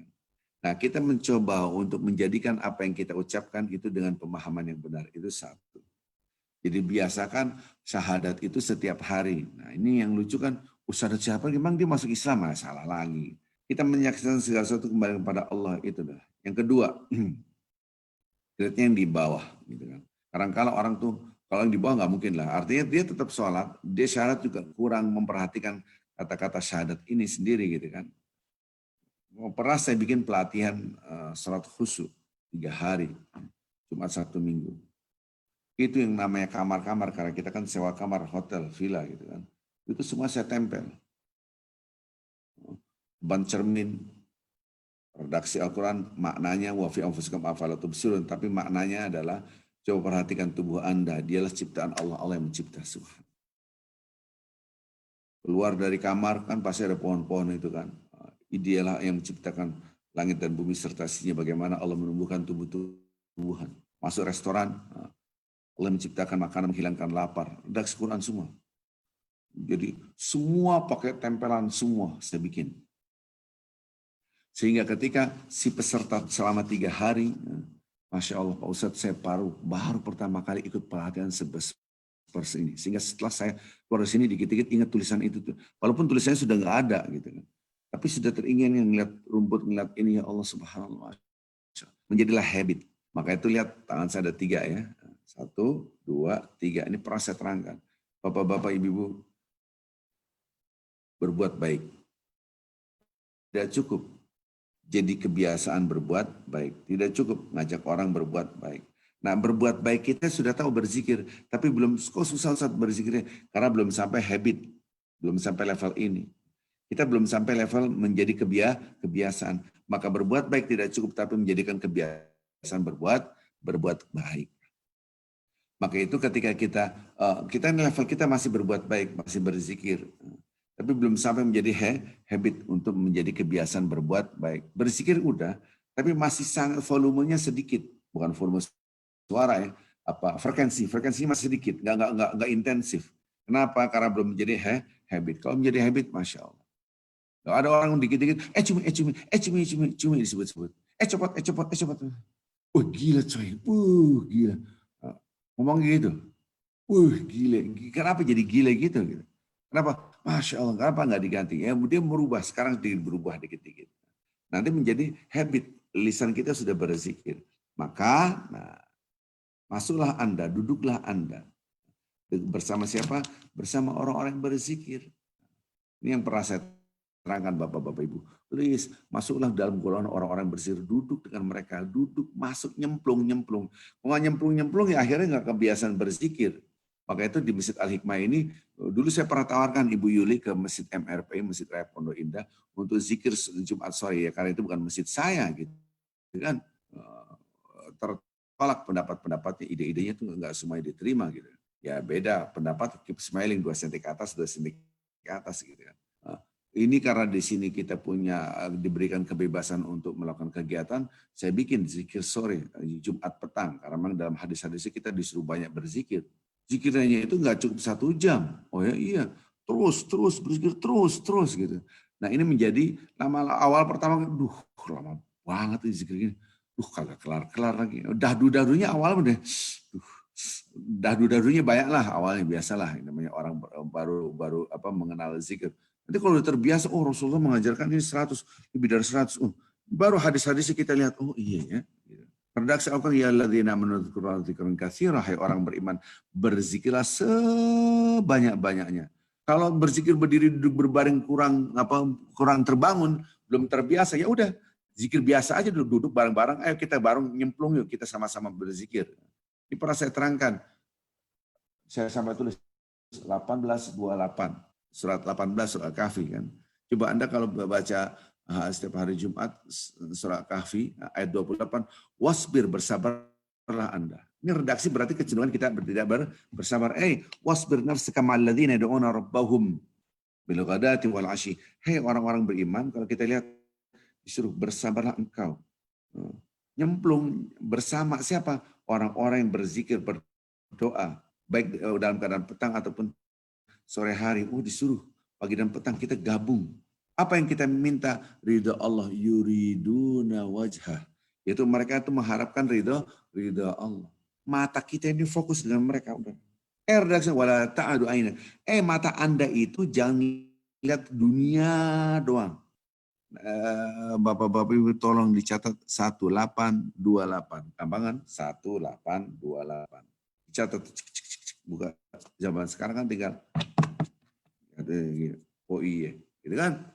Ini berarti kita membina diri kita, gabung dengan orang-orang soleh yang berzikir, nyemplung.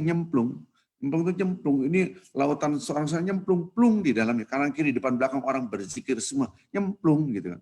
Jangan sampai kita malah mata kita, sayang waktunya. Apalagi di sini waktu adalah uang. 1 jam itu kita dapat biaya sekian, dapat kos sekian, saya dapat gaji. Kalau saya hilang untuk zikir 3 jam, 4 jam kan sayang. Yang disebut dengan turidu zinatul hayatid dunya, Anda lebih mencintai dan tertarik tentang keindahnya dunia. Karena kan Anda tinggalkan, kita nyemplung.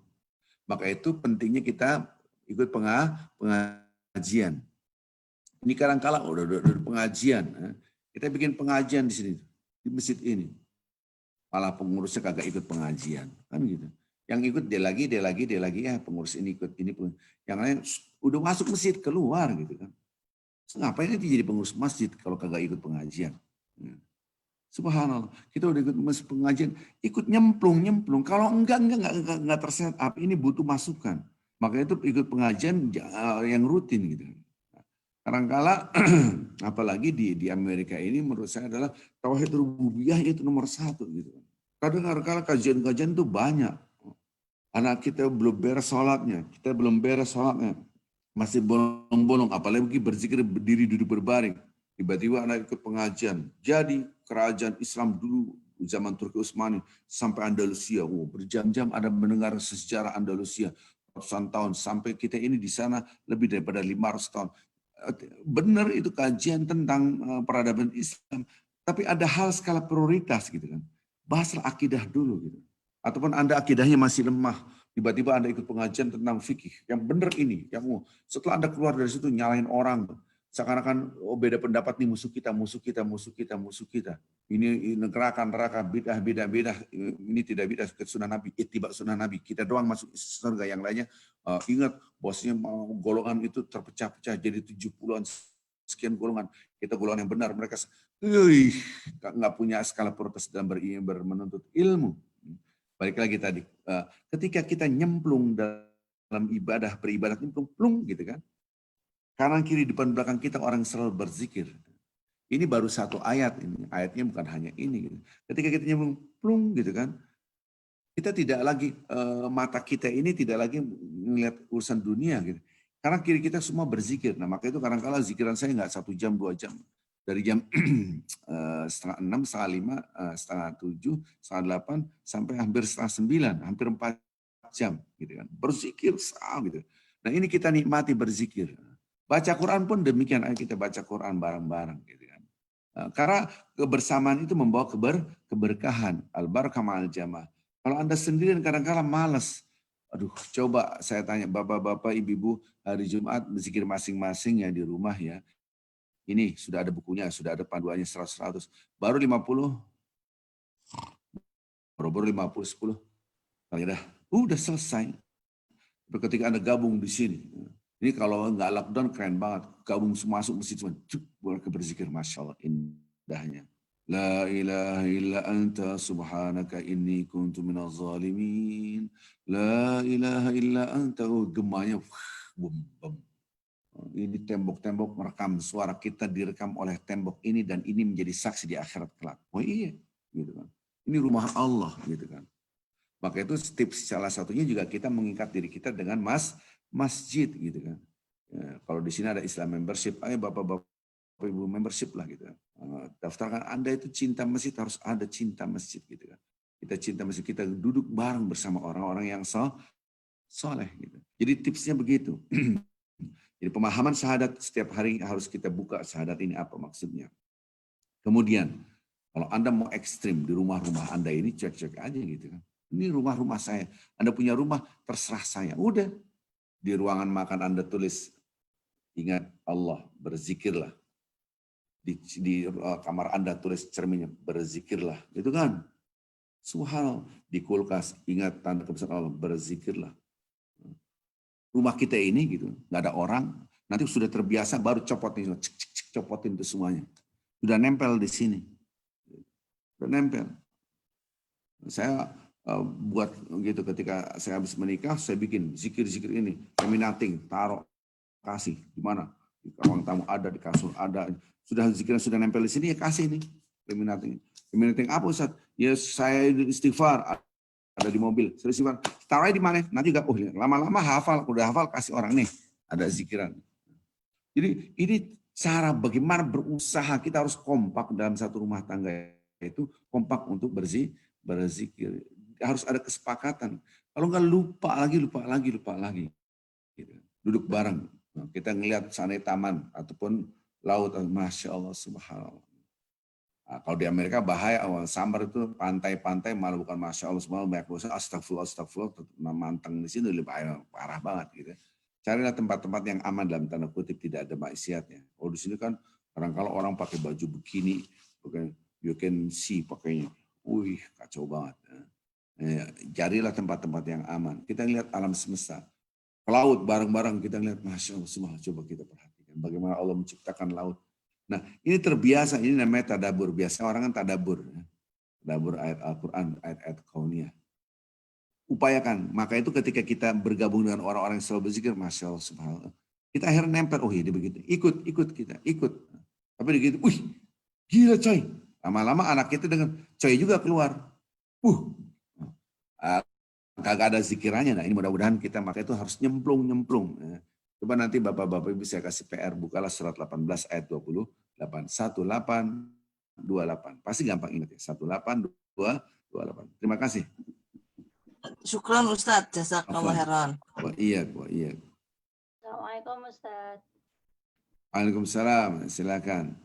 Ustadz, saya mau nanya nih, mengenai tauhid rububiyah dan uluhiyah ya Ustadz ya, apalagi disampaikan pada anak-anak ya Ustadz ya di sini, apalagi di Amerika ini kan anak-anak ini kan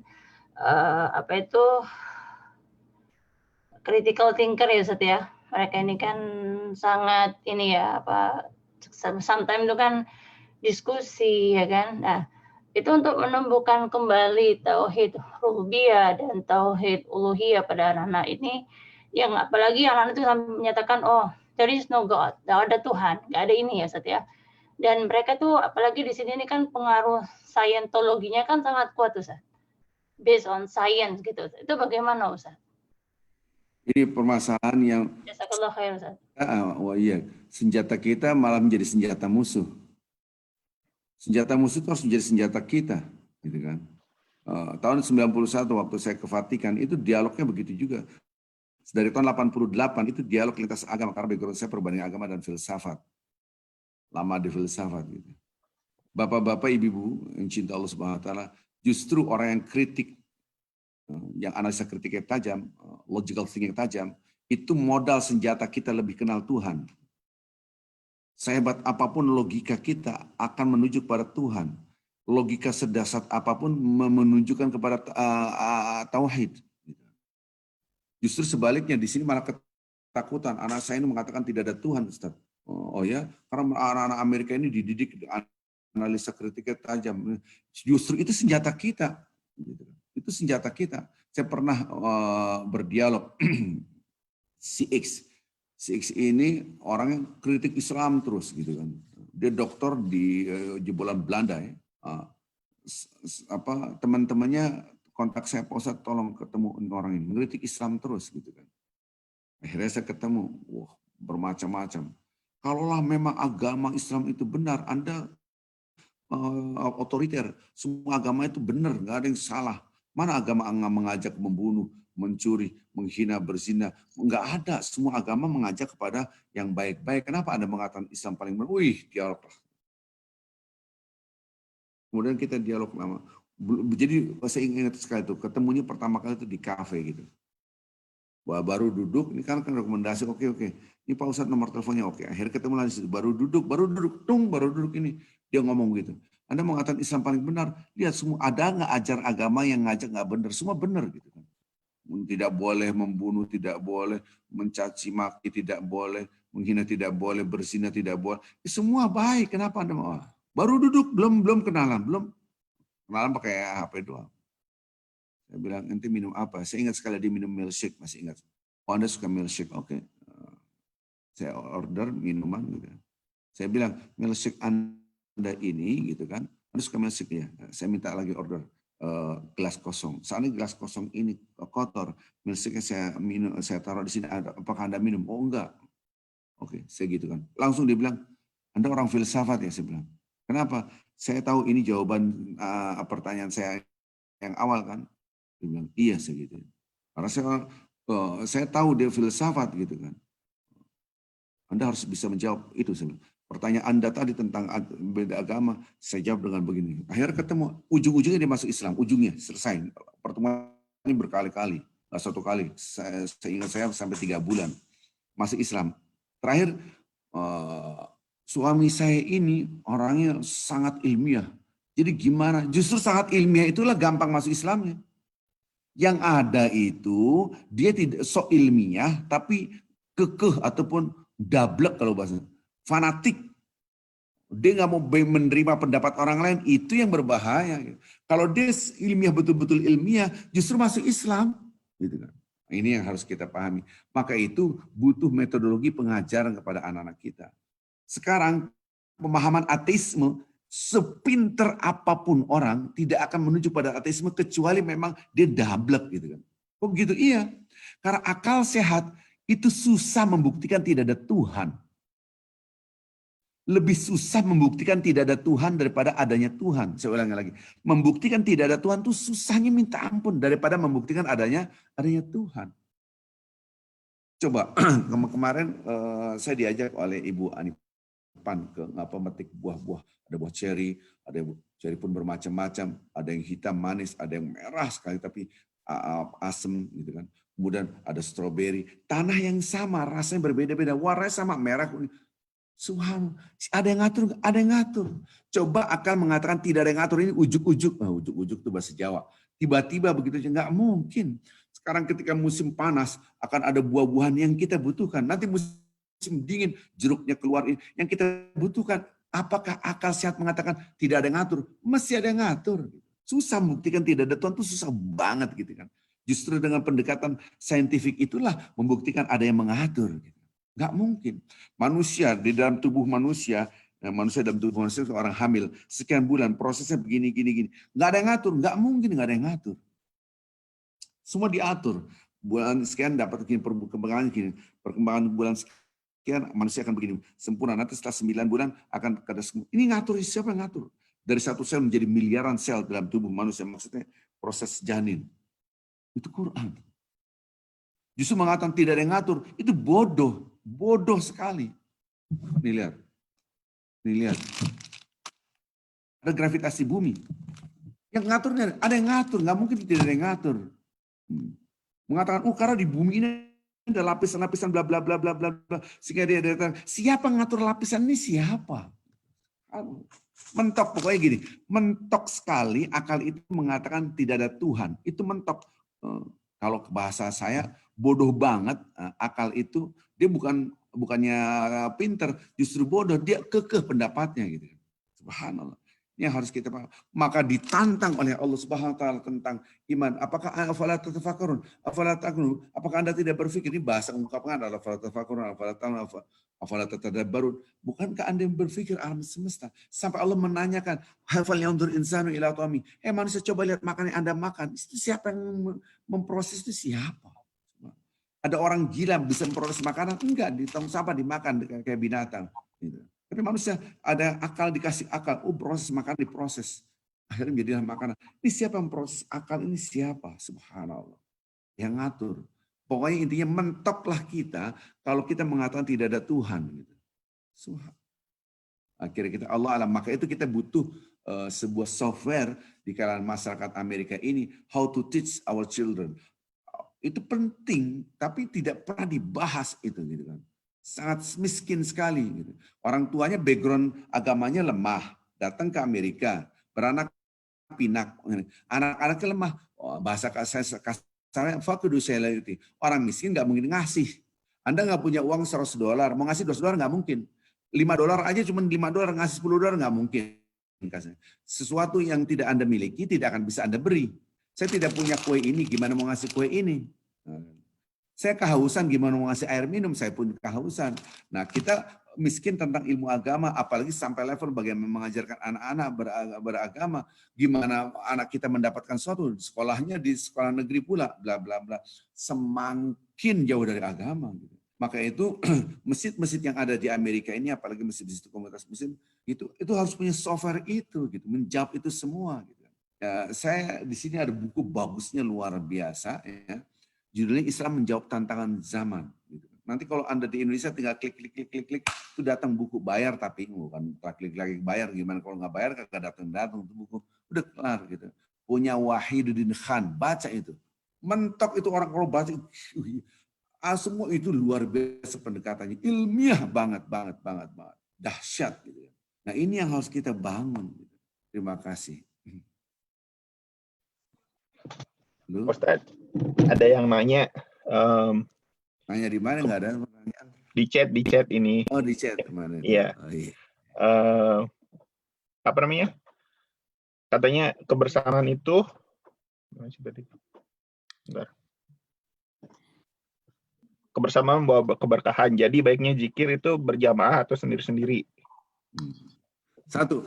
Kalau kita lihat teks Al-Quran dan hadis, lihat konteksnya. Begitulah dahsyatnya kita memahami dalil. Harus lihat konteksnya. Ada sholat berjamaah, betul nggak?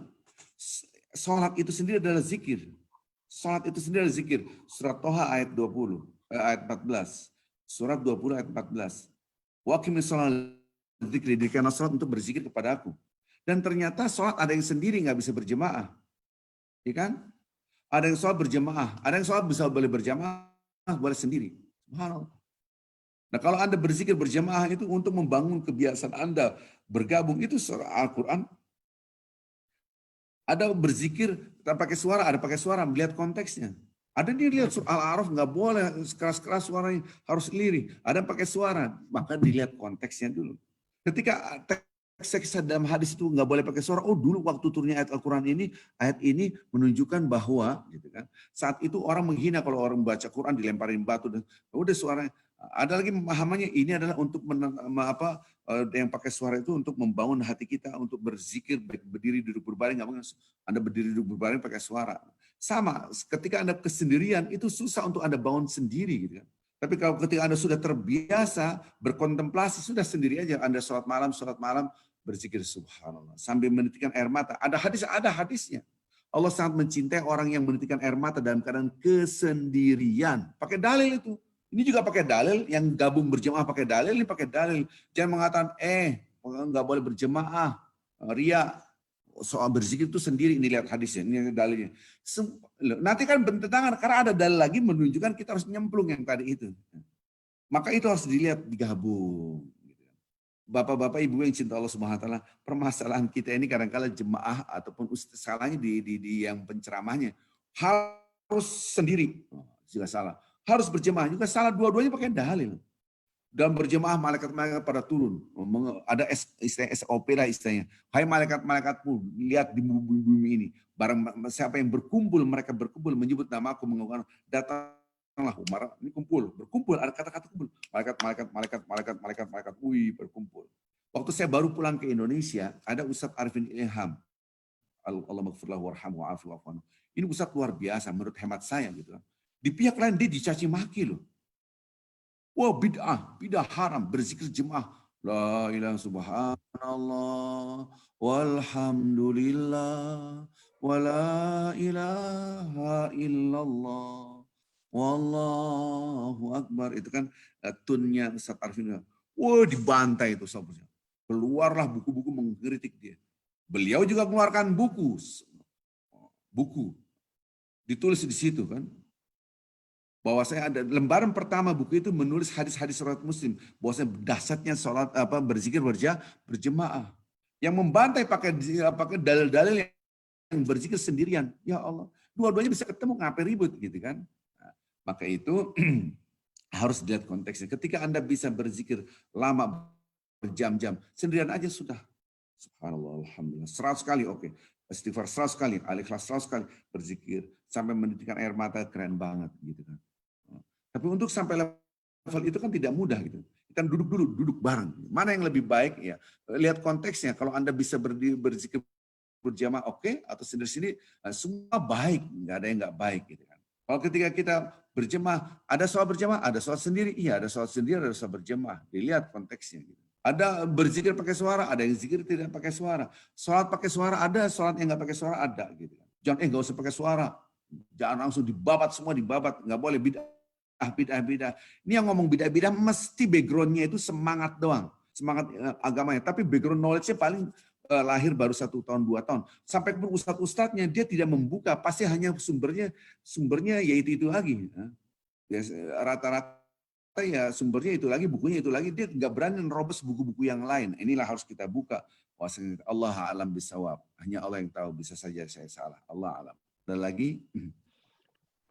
Ada lagi Ustadz dari Facebook, katanya minta penjelasan surat Al-Baqarah 190-191. Oh, itu tentang jihad gitu ya, subhanallah. Mohon maaf Bapak-Bapak Ibu. Ini tentang jihad, ini sensitif, nanti dipahami jihad itu hanya perang. Konteksnya ini maka sekali lagi supaya tidak salah, ini berbicara tentang jihad, perang gitu kan. Nah, supaya kadang-kadang kan Islam itu kejam banget, membunuh. Iya membunuh, di negara kita juga membunuh. Oh ya iya, kan ada tentara, ada pistol, ya, ada senjata. Itu apa? Kalau ini membunuh lah, gitu kan. Nah membunuh ini dalam konteks apa? Perang. Jadi bukan berarti senjata itu tidak penting, gitu kan. Jangan dipahami, ayat ini Islam kejam sekali. Saya paling nggak suka menuduh Islam.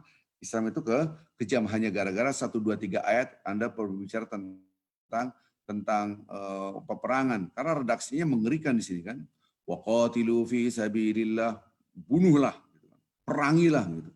Di jalan Allah. Alladzina yuqatilunakum, yang menyerang Anda, bunuh mereka. Kejam sekali. Maka itu redaksi wala ta'tadu, jangan berlebih, jangan melampaui batas. Innallaha la yuhibbul mu'tadin. Allah tidak suka orang-orang yang melampaui batas. Sekarang kala pembunuhan, pembantaian itu melampaui batas. Orang sudah tidak bersenjata, tidak ada apa-apa yang masih dibacok, dicincang-cincang kayak di Myanmar. Nauzubillah. Dan Islam diharamkan. Waqtuluhum haitsu tsaqiftumuhum, di mana dia berada, kejar, usir mereka. Bunuh kalau mereka diusir mereka. Wa akhrijum, keluarkan min haitsu akhrajum, karena mereka telah mengusir Anda, mereka juga diusir. Ini adalah namanya melakukan hal yang sama. Mereka melakukan ini, kita pun melakukan itu sama. Jadi jangan sampai kita ini Islam itu lemah, dihina, dicaci maki, diusir, dibunuh, dibantai. Di Palestina kita diusir, dibantai, dibunuh. Nah, kita perangi mereka, senjata, iya senjata, bunuh, iya bunuh. Gitu. Usir mereka, usir ini tanah-tanah kita, mereka mengusir kita, ini contoh. Gitu. Keluarkan, mengusir mereka. Nah, wal fitnah itu asyadu minal qatl. Ada redaksi Al-Quran, fitnah itu lebih daripada pembunuhan. Kenapa? Nah, ini konteksnya adalah adanya fitnah itu bisa melebihi daripada pembunuhan. Kenapa? Bisa yang terbunuh bukan 1, 2, 3 orang. Fitnah, gitu kan. Isu ini dikembangkan. Anda nggak ada tabayunnya, gitu kan. Apalagi di Masjid Al-Hikmah ini. Wih, banyak banget fitnah. Ini ngomong ini ngomong ini. Fitnah lagi. Anda tabayun dulu. Cross-check ini ngomongnya apa, maksudnya apa. Ataupun masalah kecil jadi besar, jadi perpecahan. Ini dulu, nggak tahu sampai sekarang masih ada apa kagak gitu kan. Jadi fitnah itu lebih kejam daripada pembunuhan, asyaddu minal qatl ini. Wala tuqatiluhum 'indal Masjidil Haram. Nah, ketika di Masjidil Haram ada tempat-tempat yang Anda nggak boleh adanya peperangan gitu. Subhanallah, ini etika dalam berperang gitu. Jadi ayat-ayat ini bukan menunjukkan kekejaman dalam Islam, tidak. Tetapi bagaimana Islam menjaga umatnya, menjaga agamanya dengan senjata bagi mereka yang memerangi dengan senjata. Tapi kalau Anda berperang dengan pena, jawab dengan pena gitu kan. Jangan sampai dengan senjata. Orang menulis tentang Islam, kita jawab lagi. Orang menulis ataupun membuat film tentang Islam yang tidak benar, kita harus jawab dengan film juga gitu. Bagaimana Islam tidak seperti itu. Jadi ketika mereka dengan senjata, kita dengan senjata. Enggak mungkin dengan senjata kita ceramah, ya matilah, dibunuh gitu kan. Mereka punya budaya memerangi budaya Islam dengan adanya LGBT. Kita bangun LGBT, membangun hal yang kontra dengan LGBT. LGBT bikin lambang, yaitu pelangi. Pelangi itu kan milik keindahan alam, tanda kebesaran Allah, malah dijadikan lambang mereka gitu kan. Saya itu enggak rela lambang pelangi begitu indah menjadi lambang mereka. Justru pelangi itu respect perbedaan pendapat. Itu maksudnya adalah adanya biru, ada kita kawin dengan perbedaan laki, kawin sama perempuan, perempuan kawin sama laki-laki. Ini mereka tidak. Nah, inilah. Jadi kita adu mau berperang itu sesuai dengan senjata masing-masing. Kalau mereka angkat senjata, kita angkat senjata. Maka redaksi. Tapi perlu diingat di awal fitnah itu asyadu minal qatl. Fitnah itu lebih kejam, lebih sadis, lebih mengerikan daripada pembunuhan. Allahu alam ini. Jadi konteks dalil ini adalah tentang bagaimana perperangan. Hanya Allah yang Maha mengetahui benar atau tidak. Allah alam. Silakan ada yang lain. Ada pertanyaan tadi Pak di chatting itu Pak Boy. Iya, tadi ini saran dari Pak Koba buat yang anak-anak yang lahir di sini tuh. Yang tadi Ustadz jelaskan itu mungkin bikin sesi khusus untuk masalah ini, yang soal critical thinking itu anak-anak sini. Betul, harusnya begitu, saya setuju. Saturday School itu harus punya konsep gitu kan. Saturday School di high school, di Al-Hikmah ini saya tidak tahu konsepnya seperti apa gitu. Terus ada pembaruan. Maka itu saya mengatakan orang yang selalu sudah merasa baik tidak akan berpikir bagaimana yang terbaik. Ingat itu. Kalau saya, Arifin, merasa baik, ya udah akhirnya nggak baca buku, nggak mengupgrade kualitas kita. Anda sebagai apapun, Anda sebagai dokter, sebagai apapun, Anda udah merasa jago, ya udah Anda tidak berkembang. Tapi Anda merasa bodoh, terus kejar bagaimana yang terbaik, gimana yang lebih piawai lagi, lebih jago lagi. Maka itu redaksi Al-Quran. Kita harus merasa kurang untuk menuntut ilmu, gitu kan. Pendekatannya pun banyak yang salah. Subject to teach gitu kan. Materinya udah bagus, kurikulumnya udah bagus. Tapi how to teach-nya salah. Nggak manfaat juga gitu kan. Apalagi subject to teach-nya berantakan, diatur kurikulumnya salah, how to teach-nya salah. Wah, lama-lama bosan orang. Iya. Dia nggak mau ikut Saturday School karena orang tua ikut, ya udah ikut. Di sini akhirnya main udah selesai. Yang penting memenuhi kebutuhan orang tua saya, senang nggak saya dimarahin, yang kegiatan. Akhirnya nggak ada hasilnya, udah Saturday School dibantai. Kegiatannya enggak, apalagi nanti ada summer gitu kan.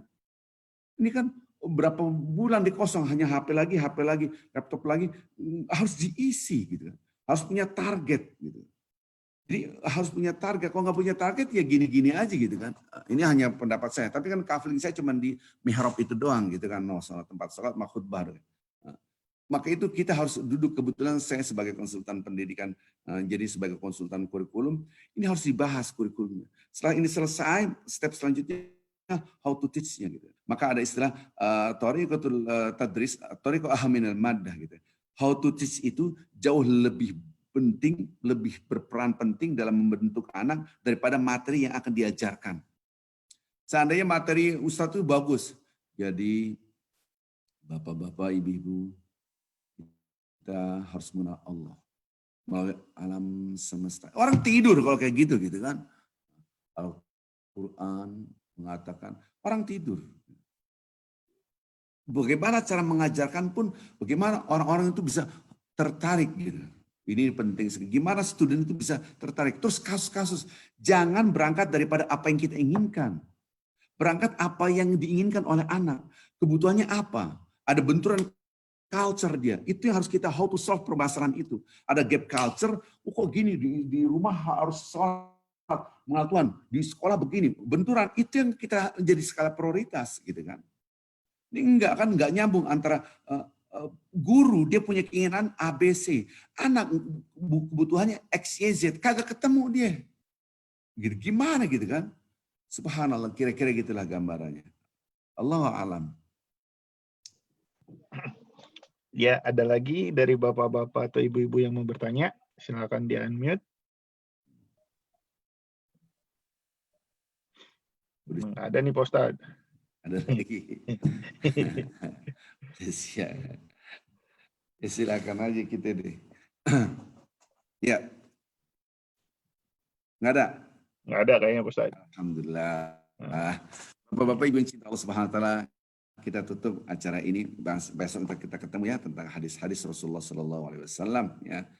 Kita tutup dengan kafaratul majlis. Subhanakallahumma wabihamdika asyhadu an la ilaha illa anta astaghfiruka wa atubu ilaik. Assalamualaikum warahmatullahi wabarakatuh. Waalaikumsalam warahmatullahi wabarakatuh. Waalaikumsalam warahmatullahi wabarakatuh.